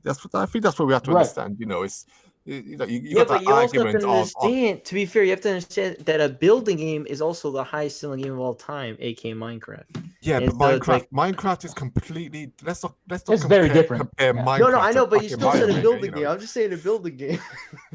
I know, but it's still Minecraft to Mario Maker to Yeah, I Animal mean, Crossing. What the fuck is this? it's niche. Retro I think podcast? what Clocker said is valid. It's a niche genre, but like you said, Minecraft is also in a niche genre technically, and so is Animal Crossing, and they've done unbelievably well. So Yeah, I'm I just just saying. think- I just based on the Wii U, Super Mario Maker selling 4 million. And yeah, you I can base thought it on Mario that. Maker 2 was set to sell 10, 12 range, and it what's Splatoon at That's at 9-10 million, I think. on Switch? Yes, what was it? Splatoon 2? What was it on Wii U? Like 6? Was it even that much? that's probably I a think it was 5 enough, something. 4 or 5? Yeah. Yeah, So it's doing what it should have done. I think Mario Maker isn't. Yeah, I agree. I mean, again, we're talking about something. They're different games, but we're talking about the we're Switch talking about effect the really is what I'm Right. talking about. No, I would also argue that Partially. I would also argue that Splatoon 2 didn't deserve it partially in a way. Wow, that's personal. That's a personal. First of all, we're not even talking about. We're not talking about our personal feelings here. No. We're talking about the facts of the matter. Factually, that game was not that much better or that. I guess he's right though. It's very similar. Factually say something better or not. It's similar to the Mario. Listen, no, I got it. This is hilarious. What I'm saying is that factually, as far as new content, there wasn't a lot in the game. Like, fuck the feeling. And it's similar to Mario Maker, where it's like a lot of the original game is in the sequel. Splatoon 2, a lot of the original game, if not all of it now, is in the sequel. So in a way, it's kind of similar. I don't know. The thing with Splatoon, the only thing the argument is that Splatoon partially its success is also based off of what genre of a game it is. Like shooter. There are different reasons why I think Splatoon did better overall than Mario Maker 2 did, and part of it I think is its genre. But like, what genre is Mario Maker 2? And also, to be fair, it came out in 2017. The hype of the Switch. What genre is Mario Maker 2 in? A platform. I guess no. I know. I thought a creative and a Nintendo platform. Did it usually sell weak? Oh, okay. I was just trying. But it didn't sell weak anyway. 5 million isn't weak compared to what it did last time. It is. No, because it's so. And the circumstances of a 13 million selling console, get the fuck out of here. Yes, it is. That's not. Well, even you look at Super Mario Party. You're also comparing the Wii U's into the life sales basically to the middle of the Switch sales. Like, that's my point exactly the whole time. Yeah, it'd be a different story. Oh, sorry. When did Mario Maker come out? 2015. Yeah, okay. I mean, to be fair, it came out when it was already dying. So, if anything, Super Mario Maker 2 would sell even better because of that. Yeah, you're making my point here. Is all I'm saying. You're giving him a point though. I don't think there's much denying out of all the sequels that have on Switch. It's done probably percentage-wise the least over the original. It didn't pick up any new fans. The prior game that was on the Wii U. You look at the Mario Party on Wii U, didn't sell shit. Super Mario Party on Switch sells 10 million. From that perspective, that's why I was kind of putting that 10, 12 million. Just looking at how every other sequel was selling on Switch, I just thought, and maybe Mario Maker 2 will keep selling. I don't think it's gonna. Yeah, it's gonna keep selling. 10, but right. It might hit 6. It'll leg itself to like 7. Yeah. I think T's right though. It hasn't really picked up any new fans, so maybe that says a lot about what Mario Maker is, and also going back to what those parents were saying.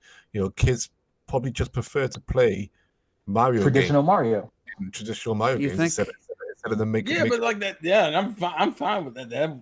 I'm cool with that. You think with all the streamers and stuff though that Mario Maker 2 would have done Yeah. more? It doesn't have that. I mean, it has a it's like the Kaizo fan base. I said this though. I said, we can't judge a game by how long we should be playing it for or whatever by how it's trended on YouTube. We gotta ignore shit like that.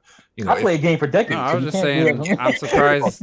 If you care about a game, just play it. Don't worry if it's trending on YouTube. Yeah, but I'm talking about it in the context of the sales. I'm surprised because it is one of the more doesn't popular always streaming as far as Nintendo games that get streamed. The last 5 years, it's been pretty popular for a Nintendo game to get streamed. That's why I just thought it would have blown up more. With that. I would say, hell, with Nintendo games, it's usually their older games, like the games on the N64. Mario 64 probably gets. Mario 64 probably gets streamed more than any goddamn thing. But I'm saying there's not YouTube channels. No, but if we're talking about by viewers, I mean, you could just go on Twitch right now. We talk about people having YouTube channels and careers based off of a Nintendo game. Oh yeah, that's. I don't think. That's. I mean, we were talking about this before. I was talking about how this guy's channel went from. I've been watching this guy for about a year. He had 2,300 subscribers or so. 2 weeks ago. He was making content not similar to mine, but just random stuff about Nintendo videos here and there. And then he started playing Animal Crossing. And he put up an Animal Crossing video, and he got 130,000 views from it. And all he does is Animal Crossing videos now, and they're over 150,000, 200,000, 300,000 views. He went from 2,000 subscribers to he's probably at 27,000 subscribers right now in a week. That's crazy. Week based on Animal Crossing. So that's what I was talking about as far as the popularity of it. Like Animal Crossing blew this dude's channel up. In a week, 1 week. Yeah. So that's the kind of stuff. To be fair, it's not like Mario Maker didn't do that for some people. It wasn't. That's my point, dear friends. That is my point. Mario Maker 1 did that for people, but Mario Maker 2 is not doing that. I don't know if you can say that. I'm sure there's channels that we don't watch that have blown up on Mario Maker 2. I went and did the research. I went looking for Mario Maker. After I saw this, I'm like, I seen people who stream Mario Maker 1 continued with 2 and had some good success. But like I said, the Dragon Feeny, like her whole channel was based around Mario Maker 1. And but now we're going into the realms of. Listen, I'm not talking about the pop. It's one avenue. Yeah, but it's one I'm metric. saying, like the example doesn't work. What I'm saying is we're going into the realms of now. Those sequels carrying the success over the success of the first games, and you can list tons of games that just haven't been able to do that. Destiny 1, right? People played online like there was nobody's business. Destiny 2, because the hype died. Destiny 2 did not last anywhere near as long as they were hoping or wanted it to. That's what happens. That's a 10-year game. What? Yeah. That's what happens sometimes with sequels. Unless the sequel is something freaking magical, something different, most of the time you're gonna fade off quicker than you already were. That's a good point because it might be. I mean, that to be I fair, said earlier, there's a lot of Mario Maker 1 and Mario is not Destiny though. I will say that. But there's a lot of Mario Maker 1. Destiny 2 has been extremely popular over the past. Because it's free now. To be fair, it is. They literally had to change that game entirely for it. I forgot about that. I got the game, and also once again, that's a very dedicated fan base. Fan base. That's what carries you over. And Mario Maker 2 has that fan base. That's why it's sold 5 million freaking copies and probably finish on 7 or 8 by the time it's done. Yeah. It has its fan base, but obviously being a sequel and not being a sequel that's gone, crazy above and beyond initially, and and then just dumb stuff, whatever. It's Mario Maker 2, and that's all you can say about it. Yeah. There's not much more you can say about it because what else could they do? Well, Nintendo shot Mario Maker 2. Yeah, that's the problem. Is the first game had all the 2D game other than Super Mario Brothers 2. It had the majority of the 2D themes already in there.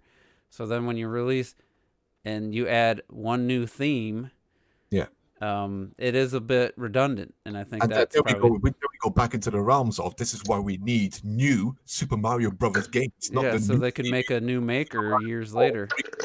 have inspiration for new Maker games. Yeah, they definitely don't need another Maker game. Ever. Well, Like, I'm sure they won't try one after. But anyway, let's get on I to think this is the. gonna show them. Yeah. Let's try to hit this this topic about DLC. The main topic that we're gonna start with 20 minutes left. Yeah, somebody's gonna. We're getting another comment. That's the worst moderated podcast. I'll probably change the title. I think I'm gonna change the title to something to do with Mario Maker 2, but because I said a couple weeks ago I want to talk about DLC because I remember this. I remember you saying that. You often talk about getting your haircuts and stuff, man. That took some time. Oh, shit. And then people laughing at my my audio going in and out. That was We were laughing at you. We were laughing at your. We were laughing at your. We were laughing at your kids taking your mic away from you. That's what was going on. Dad, you don't get to talk tonight. Get the fuck away from me. Dude, it sounds like you were just slowly going farther. Yeah, like I was on my iPad, and I will say it's pretty wrecked right now. It sounded like you were falling down a well. And you just kept talking all casually while falling. I guess it sustained more damage than I knew because my kids totally wrecked my iPad. It's cracked to shit. And I guess there was some internal damage as well that I didn't realize. That's what we're talking about. Let's get on to the DLC, man. Now we're moving. We're gonna save that for another time. Let's check these questions because that makes sense. Change the title.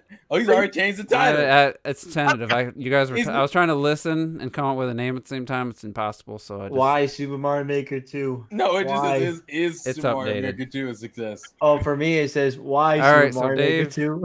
It's always questions with him. I'm gonna change it, but Dave97, what are your thoughts I on see. Majora's Mask turning 20 years old? Happy birthday. Why you got to bring that shit up, Dave? That's what my thoughts are. Happy birthday to you. Do you think it's better than Ocarina of Time? Everybody with retro answer. Retro's not allowed to answer that question. I'm not gonna answer either because I haven't played either game. So I'm not gonna say anything. never finished Majora's Mask, but looks what like I played of it was great. What?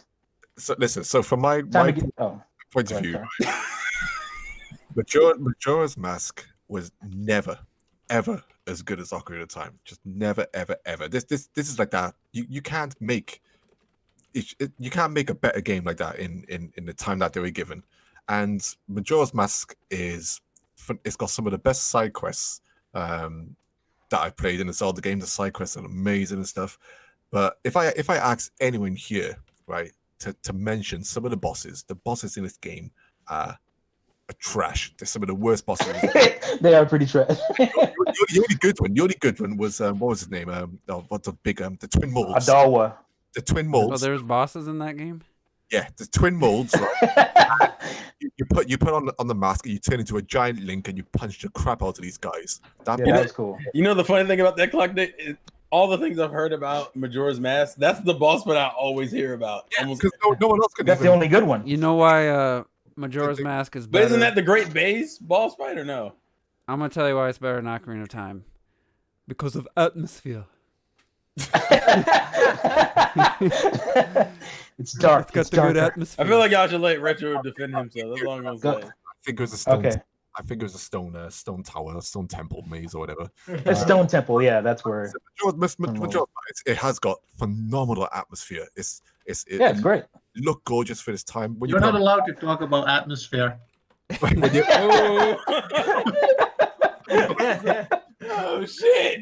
But the pace of the game is not good. People hold by the pace of this game, and it's not good. It's hard work, and you shouldn't be having that much hard work. It's almost like the game was ahead of its time.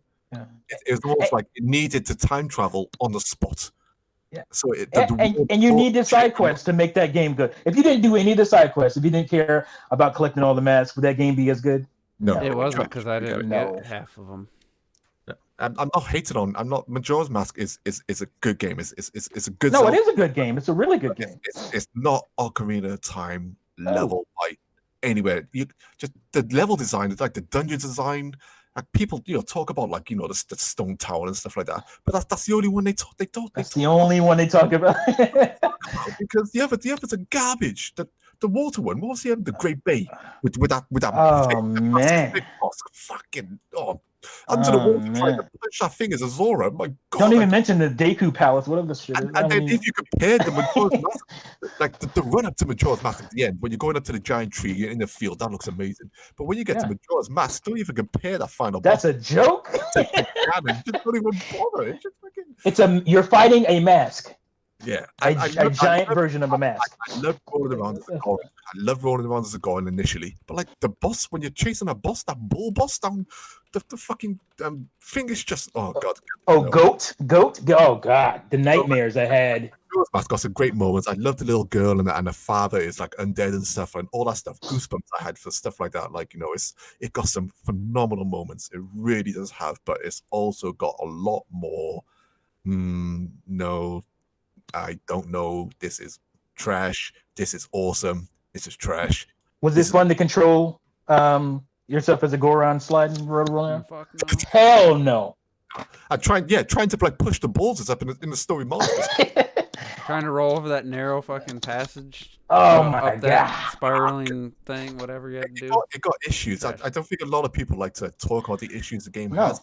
It's what it does well. It does really fucking well. What it does bad, it does really bad. Yeah. For some reason, people need this game to be better.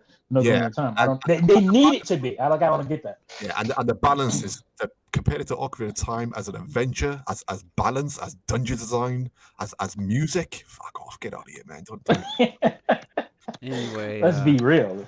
All right. So yeah, happy 20th birthday, Majora's Mask. Yeah. Love and hate. I'm gonna share a story about that. Beautiful cartridge, though. Beautiful cartridge. That is better than Ocarina of Time. The cartridge is way cooler.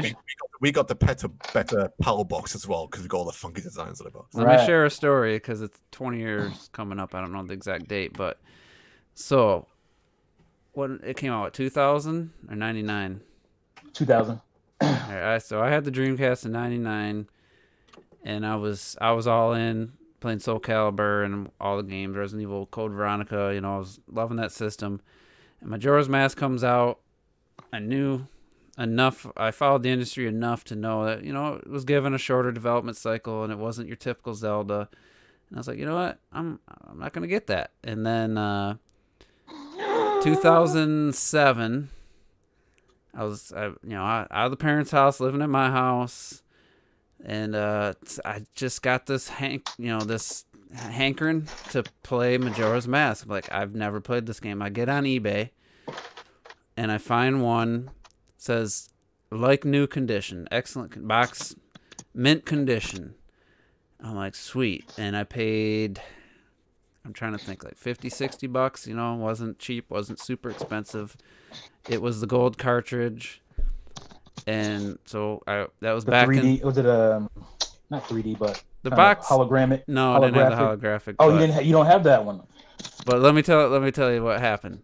So this was back when there wasn't businesses on eBay. It was 12 years ago. There was probably some, but most people, just average people. So I get it. I get this. Well, I didn't know exactly when it was coming. I come home and there's an envelope on my doorstep, like a paper envelope. I'm like, what the fuck is this? I don't remember ordering anything. And then I grab it and I feel the N64 cart through it. I'm like, what the fuck? Where's this box in mint condition? I open it up. He took the cartridge out of the box, folded the box flat, squeezed it in an envelope. The envelope got all fucking bent. So the box is creased. And I fucking instantly, I got on there. And that's when feedback was super important. And I put, negative feedback and wrote how he shipped this in mint condition, laid it down, that came all bent. And why would you do that? His rebuttal was to give me negative feedback and say I was a terrible buyer, this and this and this, and I got with eBay, customer service, and you can't do you that guys now. need to work it out amongst yourselves. And I'm like, what the fuck? And they're terrible. They were terrible back then. It was too late. Once you give a negative feedback, I don't think you could have changed it. And I'm just like, dude. You can retract it. Like, why would I take it away? You ship, it says mint condition. Only reason I bought your version of it was it said box was in mint condition. it's not in mint condition anymore. It barely goes back together and stays the shape of the box. I was so pissed. Yeah. But anyway, I started playing the game, and then I was like, yeah, not really feeling this. And then I want to say it was 2000. It was 2007, though. I want to say Your sensibilities 2009. were different. 2009 or 2010. I said, you know what? I'm gonna start the game back. I'm gonna finish it. Fuck it. I'm not gonna let a Zelda game out there that I haven't beaten. So I start playing, and it had been a few years. So then I'm like, all right, I'm gonna go to the Zora area. I'm gonna do all this, because it resets every day. And then I go to the fucking dungeon, and I had already beaten the dungeon. It'd been so long I didn't think I finished the dungeon. I thought I left it short. So I went through all that, and then I said, you know what? Fuck this. I get online. I looked at what I had, and I looked up the progress, and I figured out which dungeons I needed to do because I wasn't gonna go back and redo other because it's a lot. There was a lot to do to get to that dungeon, in those 2 days or 3 days, and I just wasted like an hour, and I was like, fuck it. So I just looked up what I needed to do, and so I didn't repeat anything, and then I finally beat the game, and I couldn't have told you one boss from the game. It just was a very forgettable experience for me. The only thing memorable is this: how I ended up getting the game and how how I got the box all fucked up, basically all bent up and stuff. What's up? That's a little unfair. And you played it 7 years after it came out. Still, I mean, so I your played Ocarina of sensibilities Time. were different. I played Ocarina of Time on the GameCube pre-order disc, and I didn't play it when it came out. That wasn't a. Oh. That was after Wind Waker. I played Wind Waker first, and then I played it when I moved. I played it at the house I'm in now, so that was 2006 at least, and played through it all and enjoyed it. So, but you guys hear this pretendo? The one thing I just want to say, and it's not about Majora's Mask, it's about the question itself, actually answering the question. I hate this shit where every fucking day online it says, oh, GoldenEye came out 12 and a half years ago. Oh, Final Fantasy VII came out 18.75 years ago. Like, what? I don't fucking care. Like, what is the point of every half year saying, oh, this game came out 9? There's no numbers. What does it matter? Because we like to celebrate, milestones. But 19 and a half years is not a goddamn milestone. Yeah, it didn't come out until October, right? So why are people even... Well, this will be 20 years this year. I'm not even referring. I'm not even specifically referring to Majora's Mask because, every time you get a game, I think the point is this that game came out 13 years ago. Like, the point is, damn, it's been 20 years already. That's the point, right? Retro. Do you know what I hate the most? If you want to hate on something, do you know what I hate the most? And it was recently with Final Fantasy VII, and the amount of videos I saw and tweets I saw. I've been waiting 23 years for this. No, you haven't. No, you fucking have not been waiting. For a remake of Final Fantasy VII. When did they tease the remake? 2005? When did you decide that you need this game immediately remade? When did you decide on this? Because you have not been waiting 23 years for the fucking if you said that after Dirge of Cerberus, that's one thing. But just get the fuck out. Right when you beat the first game, I need a remake of it? Get the fuck out of here. Everyone was saying it during the PS2 era, right? And well, they teased it. And they only started saying it during the PS3 era where we got the tech demo, and everyone went, "Oh, the fucking shit! Give me Final Fantasy VII remake." That's the only fucking. That's when you could say, "I've been waiting for this game since 2005 or whatever." Yeah, for sure. 23 years ago. What, the day after they launched? I want a remake already, bro. What's the PSP one? Final Fantasy VII. What's the PSP one? Crisis Core, whatever. Crisis Core. Like, if you said it after that, then I'd be like, all right. I get you. On Man, that. I can't Especially wait because new consoles were out. You had HD stuff going on, so I could see you saying that. No, because people were getting hyped for Final Fantasy X. Everyone was getting hyped for all that stuff. It's Final Fantasy was moving on. But Final Fantasy VII was like that game. Like a lot of people. Yeah, I know. Yeah. I can't wait for the remake of Doom Eternal, man. Fucking can't wait. I just played it, and I want to. I'm at the what I think is probably the last 23 level. years. That's awesome, dude. Wait. I can't wait. Me too, yo. Doom Eternal remake. That's when you know a bitch never played that shit to begin with. They never played the first one. Get out of here. But let's see what the next question is. You've been waiting 23 years to play Final Fantasy VII. Period. Shut the fuck up. So Surreal asks, do you think cinematic? Because I can't play that turn-based shit. Do you think cinematic heavy games such as Uncharted will lose their luster over time, or will they be adored by drones and casuals until the end of gaming? So I'm guessing he means. Whoa. Hey, don't be hating on Uncharted. I'm guessing he means like 20 years from now, will people look back at Uncharted 2? That's what I think he means. At first, I thought when I was reading while you were talking, I thought he meant just cinematic games moving forward, but I think he means games that have already come out. No, he's using Uncharted as an example. Yeah, well, but it's not specifically about it's the Uncharted. ones that are already out. Will they still be adored by fans? I mean, you could argue that for any game. Like, what game will be looked at 20 years from now? Because, I mean, you talk about games that 20 years now that they're totally forgotten and, back then they were huge. Look at essentially what's going to happen is what happens now with a lot of older games where people go back and revisit them and go, yeah, this wasn't as good as I remembered it being. And I think that'll happen for this. I think that'll happen with these games sooner than later. Yeah, the cinematic heavy part of it is. Say what, Retro? No, Juice was talking. Yeah, let me just. It's not necessarily they're cinematic heavy. It's just that maybe the gameplay wasn't the focus, especially for I would say the first 3 Uncharted definitely feel are lacking in that department. They're not cinema style. They're just cinema. They're just movie style. Yeah, they're just like, this is a movie. They rely I don't think the cinema stuff, when the people would look back, it's not the fact that it's cinematic, even no matter how much I can hate that kind of shit. The problem with games like Uncharted, for example, is that when you try to make a game look realistic, it just ages really poorly. And that's the main thing that's going to be a drawback in the future. That's why you're going to have an Uncharted remake, boy. It's going. And it's so funny to me because it's like, I remember in the mid to late 90s, early 2000s, everybody wanted their games to be cinematic.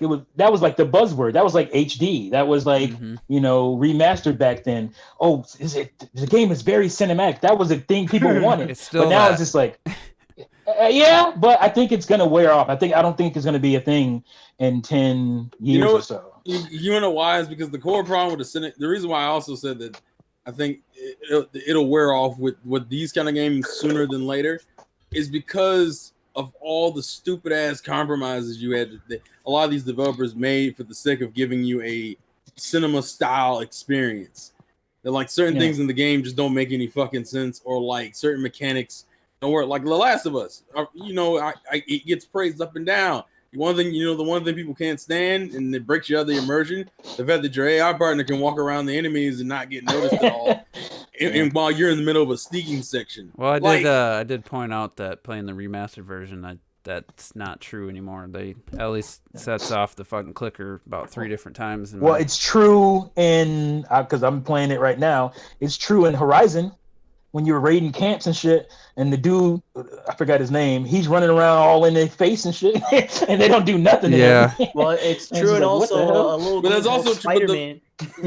Well, Spider-Man. All the time, dude. Fuck that shit. While we're on the subject, the stuff section of Spider-Man are a little different. You can already look at where the old Uncharted games would go, because who talks about the first Uncharted game anymore? Yeah, nobody talks about I don't remember it. To be fair, no one talked about this first Uncharted game. You download it for free right now on your hardly anyone talks about Uncharted 3. No one talks about that. I'm actually excited to try. Uncharted 2 was the game that everyone talked about. Uncharted 3 pissed me off. I've heard the Nathan Drake collection. They added basically the improved aiming and stuff from Uncharted 4 into the Nathan Drake collection. And I'm guessing they run at 60 frames per second, which actually helps quite a bit in The Last of Us Remastered when it comes to aiming and stuff. So I'm actually, I don't know when I'm going to start. Probably after I beat Doom. I'm probably going to start the Nathan Drake collection. So I'm interested. You played 2 though, right? I played 2 on the PS3. Yeah. You thought it was whatever. But I'll have something to gauge it against. If I play 2 on the Nathan Drake collection and it feels better, then I can say, hey, yeah, that was true, or I can say, nah. Yeah, but you still didn't. I mean, overall, like it's literally the same game with just maybe some better aiming. Well, that was my biggest issue. That was the biggest issue with it. Was fucking trash with that DualShock 3. I just absolutely hated it. Well, I mean, to be fair, the DualShock 3, you didn't mind the enemy sponges? That was part of it too. But We're talking about games not being adored until the end of time. Robert, what's your thoughts on Spider-Man for the PS4 on yours? Going back to it now. Oh, it's so funny because I mean, we could probably go back to, I don't know, but I remember thinking it's probably like an 8.5. It was a great game. I really enjoyed it a ton. But replaying it now, dude, there's so much things that frustrate the hell out of me. Like, one, still the stealth missions. There's actually more than I remember. Oh yeah, that I would agree. Why are there stealth missions in a Spider-Man game? That is the worst part. Well, because you play as MJ and Miles, and yeah, it's so. Oh, that sounds exciting, dude. I read it's so exciting. I'm MJ, and then it's like, and it's so dumb because literally I would. Okay, so I literally walked in front of a guy that was like 3 steps away from me, and he said, "Hey," he looked at me, and I threw this little thing behind him, and he turned around. What is that? Yeah. It's some of the worst. Yeah. It's what is crazy. And then also the combat itself really is way more basic than I ever remember. Where it's just like every fucking enemy, essentially their level design is here's a box where you're fighting, throw a bunch of enemies inside and fight. Don't you enjoy that? Isn't that just great? It's like, wait, where's the actual level design? That was fun in Spider-Man. I mean, Spider-Man in Batman games. That's not fun. Yeah, but the thing is that they're all fucking. You want to talk about sponges? One guy, this is one normal guy that you could throw up in the air, punch him a ton of times, throw him down, throw a gun at him, and he gets back up. And you're like, dude, you're 1 out of fucking 30. Throw him off the building. That's your best shot. I'm like, oh my god, yo, you fucking so annoying. And that shit is, and it's honestly boggled it down to just like an okay game for me. Like, my favorite part. Sometimes you shouldn't go back to games, I guess. My favorite part is when you're first playing the game. You're like, oh, there's the police are chasing the car. Oh, let me swing over. Let me catch that car for the police, and then get on top and goes to a kind of a cutscene angle, and then you got a quick time event. Comes out. Oh, got to hit square. And then hit triangle. Next time, I don't know if it changes or it's always square. I can't remember. No, Sometimes it's always circle. the same button. Yeah, no. It's and the I was same, like, whatever. And then I basically cleared everything in that block, and then I'm swinging around, and then another car chase, and I was like, yeah, let me take this one down, and it was the same thing. And then I did a side mission where I was following this girl, I think taking photos of her in this office, like, I don't know, stealing something off a computer. I can't remember exactly, or maybe it was a guy. And he gets down, you chase him, he gets to the car, and you got to chase the car. And then you land on the car, and you do the quick time event. I'm like, well, okay, so this is going to happen in a side mission. And I'm not 100% sure, but I feel like it happened in one of the main story missions too, but I can't say for sure. Well, I think could be worse. Could be worse. Could be any Superman game ever. So well, the problem is that I enjoy like flying. I'm not flying. Well, swinging as Spider-Man. That's swinging's fun. But it's like if you're talking about like the main thing, which is essentially the combat, it's so bare bones, and it's just, and you could get away with just doing anything. You could get away with just doing anything, and the whole thing is that it's like, again, they're just fucking sponges, and each enemy is just like, and what about 4 types? Yeah, the enemy types. You got the dude who's like super strong. Yeah, you got basically this big Kingpin. Guy. Yeah, and then you got a normal guy, then you got a guy with a gun, and then a guy with a baton, and that's it. And even the demons are the same. You got a guy with a baton, big guy, other guy with a shield, and that's it. Okay, and then what about the jail members? There's a guy with a baton, there's a guy with a shield, there's a guy with. it's like, dude, come on, man. And it was actually like the same problem that I had with Ratchet and Clank that I played last year, where at the end of the game they would throw a bunch of the enemies. You'd be in this level design where they just throw a bunch of enemies and it's not hard. It's just tedious because they just don't want to die. It's like, all right, dude, I've killed you. I'm pretty sure I killed you. But the thing is that Ratchet and Clank's more fun because the weapons are different and all that. But to me, it's like Spider-Man just becomes super monotonous especially if you're not paying attention to the cutscenes. Were you playing through? Did you start over? I did. I started it completely over. Here's the thing I noticed, and I didn't get that far, but I found all the backpacks, and I took photos of all the buildings. I did opened up all the map and stuff. But so you swing, which is fun, and then you go to the spot on the map for the story mission. And then you got either a quick or a little bit longer loading to get into maybe a cutscene, or to go into the internal where Aunt May works, whatever that place is called. The feast. And then you watch dialogue, and then maybe you can move around in there and then you got to go outside, and then you got to load up, and then you swing to where they want you to go, and you do the combat, whether it was a boss fight or normal combat, and then okay, that mission complete. And maybe sometimes you had to go back and talk, but then it was like, all right, I'm gonna go to the next mission. I'm just gonna go through a couple in a row. You swing to it, and then same thing, load into a cutscene, and then a combat, and then load back to the world, and then swing to the next one. And it was just like, man, this is really what this game has to offer. And it just, I lost interest completely in that game once I found all the backpacks. So it's definitely that Spider-Man 4 is ridiculously structured. I think that's kind of what I like about it. But for me, like, I see all the fighting and the missions and the story as like a bonus, because when I play that shit, I'm like swinging for an hour. I'm just swinging. I think that's the main thing I like about it, and it's so well done and it looks so nice. You're swinging, going on the buildings and shit. Oh, and the next mission, oh cool, this mission is at night, and I swing for an hour at night. No, I mean, this is the guy like I always. This also confuses me because, like, my favorite, I would say, I mean, I like the swinging. I'm not against the swinging in Spider-Man PS4. But, like, I actually like the combat a lot. But part of it isn't, but it's not necessarily the enemies I'm fighting that makes it fun.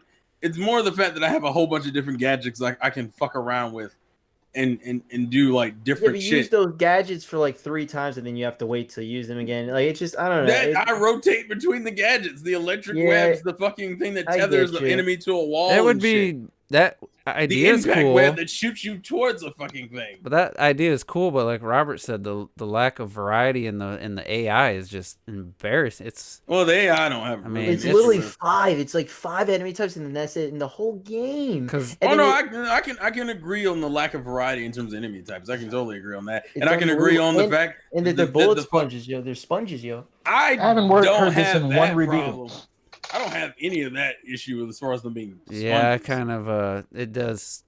They do take a beating. That's but there's the thing about the Spider-Man combat, though. If you think the sponges, a lot of it is, for example, the pre-mission planning I like. Yeah, people are sponges, but if you sneak up on them, you web them down, they can't do jack shit. Up, enemy gone. You try to sneak on the next, because that's kind of what Spider-Man is for me. No, I get. Oh, well, the stealth, sure. Oh, but okay, but that doesn't make sense. How the fuck can he takes him down with one kick, and then everything else he has to do 30 different moves. He has to become an acrobatic just to take out one guy. I think you have to change the title of this video again, Juice. Spider-Man trash. I want to be Spider-Man PS4 trash. I want to be fair in the sense that, like, as someone who played the Batman games, Batman has the same fucking problem, and I haven't played that yet. So to be fair, I haven't played the Batman. Okay, that's fine. Because in Batman, it's literally the same thing, except Batman has a higher focus on stealth. Okay. Which that's what I've heard. Yeah, that's what I've heard. Yeah. That it's a higher. But Batman does the same shit. There's another gameplay variety where you can be like, all right. Yeah, because Batman does that thing where, like, a lot of the sections are stealth, but you also have like beat 'em up sections. The difference is that, like, I guess it's in the way of the animations. Like, fucking, like, Batman will choke an enemy out and they'll pass out, and you're like, all right, that makes sense. Honestly. And you can drive a tank and completely demolish Gotham if you want. Yeah, but really, listen, we don't talk about that game, all right? I still need to go through that game. I don't even want to play that game. Well, that's the game I really don't want. Just to counter what a retro said, the swinging is enjoyable, but at the same time, there's also I found a lot to be desired, especially when you kind of hit a building at a weird angle. It's like sometimes he runs across, sometimes you just fall. Yeah, there's like, I've encountered that way too many times where Spidey kind of spazzes out sometimes. Where I'm like, dude, Spider-Man, wake up. They tried really hard to make it as fluid as possible, and I give them credit for the most part. It is, but then there's a lot of, because of the way it's set up, you're gonna hit buildings at weird angles, or you're gonna catch the top of where you're trying to swing and maybe clip the top of a building, and it breaks up your momentum. But at the same time, it's also pretty auto. Like you hold the R2 and then just time your jump, and then there's like another like a flip or something. I forget exactly how it works, but it basically shoots the web almost automatically, and then you can get more speed and stuff by timing your jump presses a little bit and better. Also and what's weird is that the bosses are so easy compared to just they're not like bullets. I guess because it's one guy.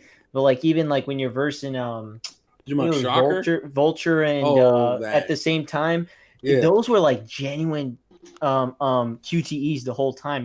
You glide to them, and then at one point it'll stop, so you could press triangle to grab him, and then you would square. He would get off, and then all of a sudden again you could just zoom until you could be able to jump on his back again and go square. It was very weird. I'm like, is this the whole match? And it is. That's the whole match. Basically, I'll agree. The only boss, well, hell, even the final boss isn't hard. And I think I do want to put this in. I wanted to put it into context. If we were talking about the game, I would suggest that I prefer between like this, and I would say the Batman games are kind of close to this. I would say Batman's better all day, every day. Okay. But I think, because even people who like played the other Spider-Man games, like Web of Shadows and those other in the older games, will easily tell you that Spider-Man PS4 is kind of an amalgamation game. Like it does a lot of things well, but it never reaches the heights of some of the best aspects. I just feel like after playing Tools of Destruction, I feel very Insomniac ways that they haven't quite. I think they're really overrated now that I've played a couple of their games. The irony is, I think that was the first Insomniac game I played. So I don't have. Because after Tools of Destruction, they even have like, you know how they had random puzzles in Spider-Man for some reason, like that had these little bars that you have to subtract. Yeah, bars. that's like brain dead. It's like fucking brain dead. Like okay, you'll get it in about. You just keep trying. A minute to max. Like come on. There is no point, and you can skip them. And you can skip it. I'm like, why are you making this if you could skip it? It's like a story section that you can skip, and I'm like, why in the fuck? Why? We should have started with this. I kind of wanted to. I know, right? To say something about what Terrell said myself, though, because I think it's preference maybe because I already like Spider-Man better as a superhero. I don't like Batman. I really hate Batman as a superhero. No, but I just want to say this because afterwards is what you prefer in gaming. Like I like how fast kind of Spider-Man is, even if it is kind of monotonous. Because the thing I didn't like about the Batman games is, and maybe it's just me, maybe I'm an idiot, I don't know. But sometimes, you have to look for this clue. I'm looking for half an hour, running through every room 5 goddamn times, waiting because I missed a fucking pixel somewhere in the corner or some shit. I hated that. I'm more surprised by that statement, considering one of the biggest complaints about the first few Arkham Asylum games was the fact that if you had detective mode on, none of the crime scene sections were even hard because it shows you literally I got stuck in a penguin in Arkham City. I got stuck on a penguin, or not. I think it was the penguin level. Yo, you mean when when you walk in a room and he's shooting you with that fucking thing? Mm-hmm. How? But anyway. Oh, I guess you could get glitched out. I can see how there's something to get into him. Took me a while, but we better gotta wrap this up. Yeah. We can talk next week about DLC, and I definitely want to hit the comment of I feel Insomniac's pretty overrated now that I've played a couple of their games this generation, so maybe we can discuss that. Oh god, I'll happily chew them out all day. Let's go next week. Yeah, they don't. What other games did they make? They're the Ratchet and Clank guys. I know, and Sunset Overdrive. Oh, they did Sunset Overdrive, so that might be the one. But anyway, thanks to everybody for tuning in, and this was another fun one. And I forgot to mention in the beginning that we're back to the normal time for good. My adjusted hours are gone. It was nice working till noon, but it sucked having 30-hour paychecks, even though I used my vacation time to supplement.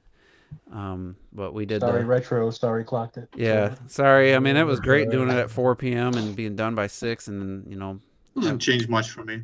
But with everything going on, they made the decision, which I was hoping for, is to furlough some employees so don't punish everybody. And in people in the United States, the people who got furloughed, they're making at least twice what they were making, because most of the people had started within the last few years. They're probably making 13. They're probably bringing home every 2 weeks, depends on how much they have taxes taken out, probably between $650 and $750. And with this unemployment and the bonus money from the federal government, they're gonna be making like $1,500 every 2 weeks after taxes. So, yeah. And they don't have to work. But that was what I was trying. I wanted them to do it, and they finally did it because I was like, why are you punishing 11 people, making them work 30-hour weeks instead of 40 hours, no option to take pay cut? You know, it's basically a pay cut.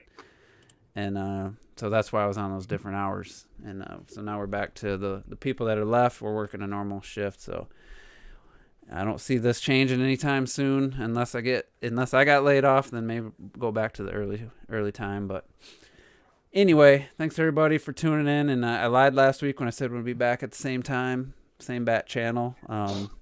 We weren't, but What the fuck? next week we will be back. So whatever, 8 o'clock or 7 o'clock Eastern time, whatever. It was the old time. So thanks everybody for tuning in, and we'll see you next week.